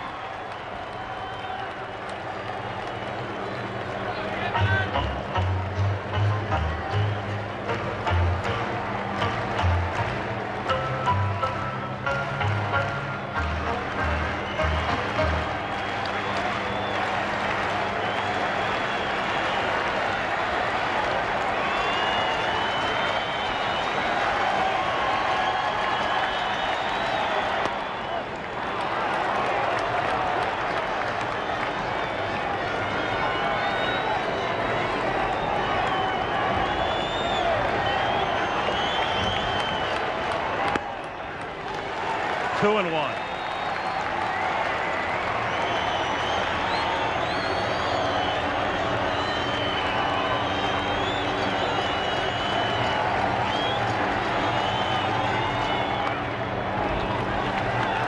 Two and two now.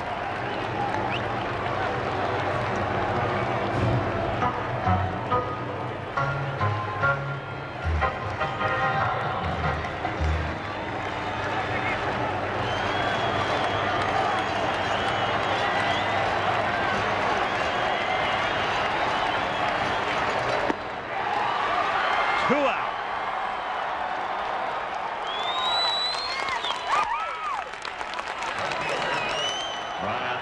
Once again, back to the fastball. Hard to see. Right in Rich Gedman's glove. Once again, the Angel hitter just couldn't quite get to it. Time called.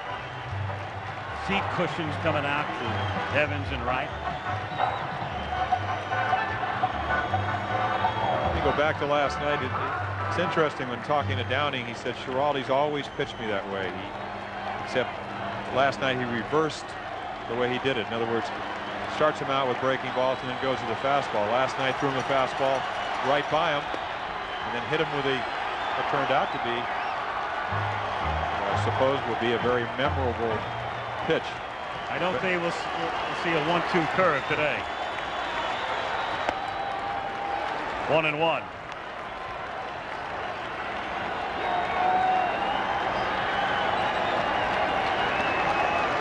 Two out, bases empty, bottom of the 11th inning. 7-6 Boston.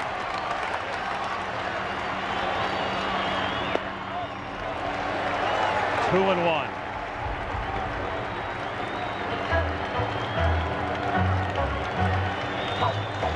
If Downing keeps it going, DeCinces on deck.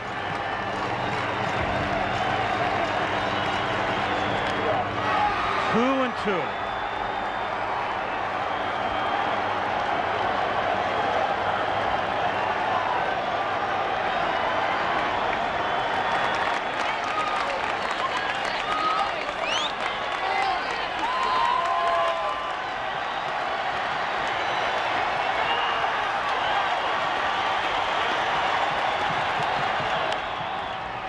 Still 2-2.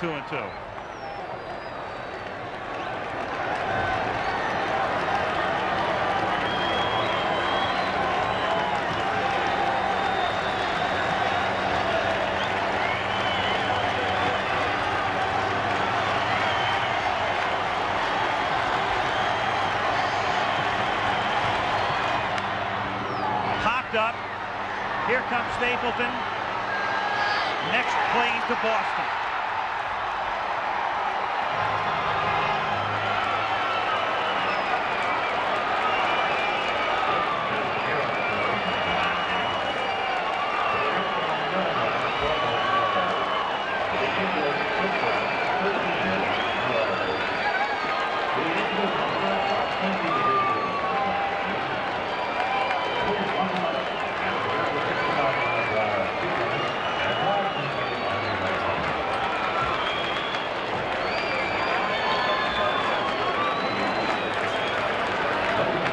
Today, dissolved to last night.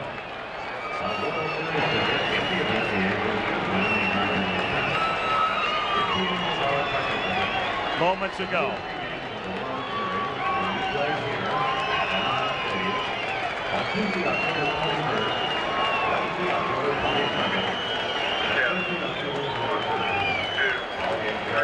The only shocking thing about this game is we didn't have a triple play.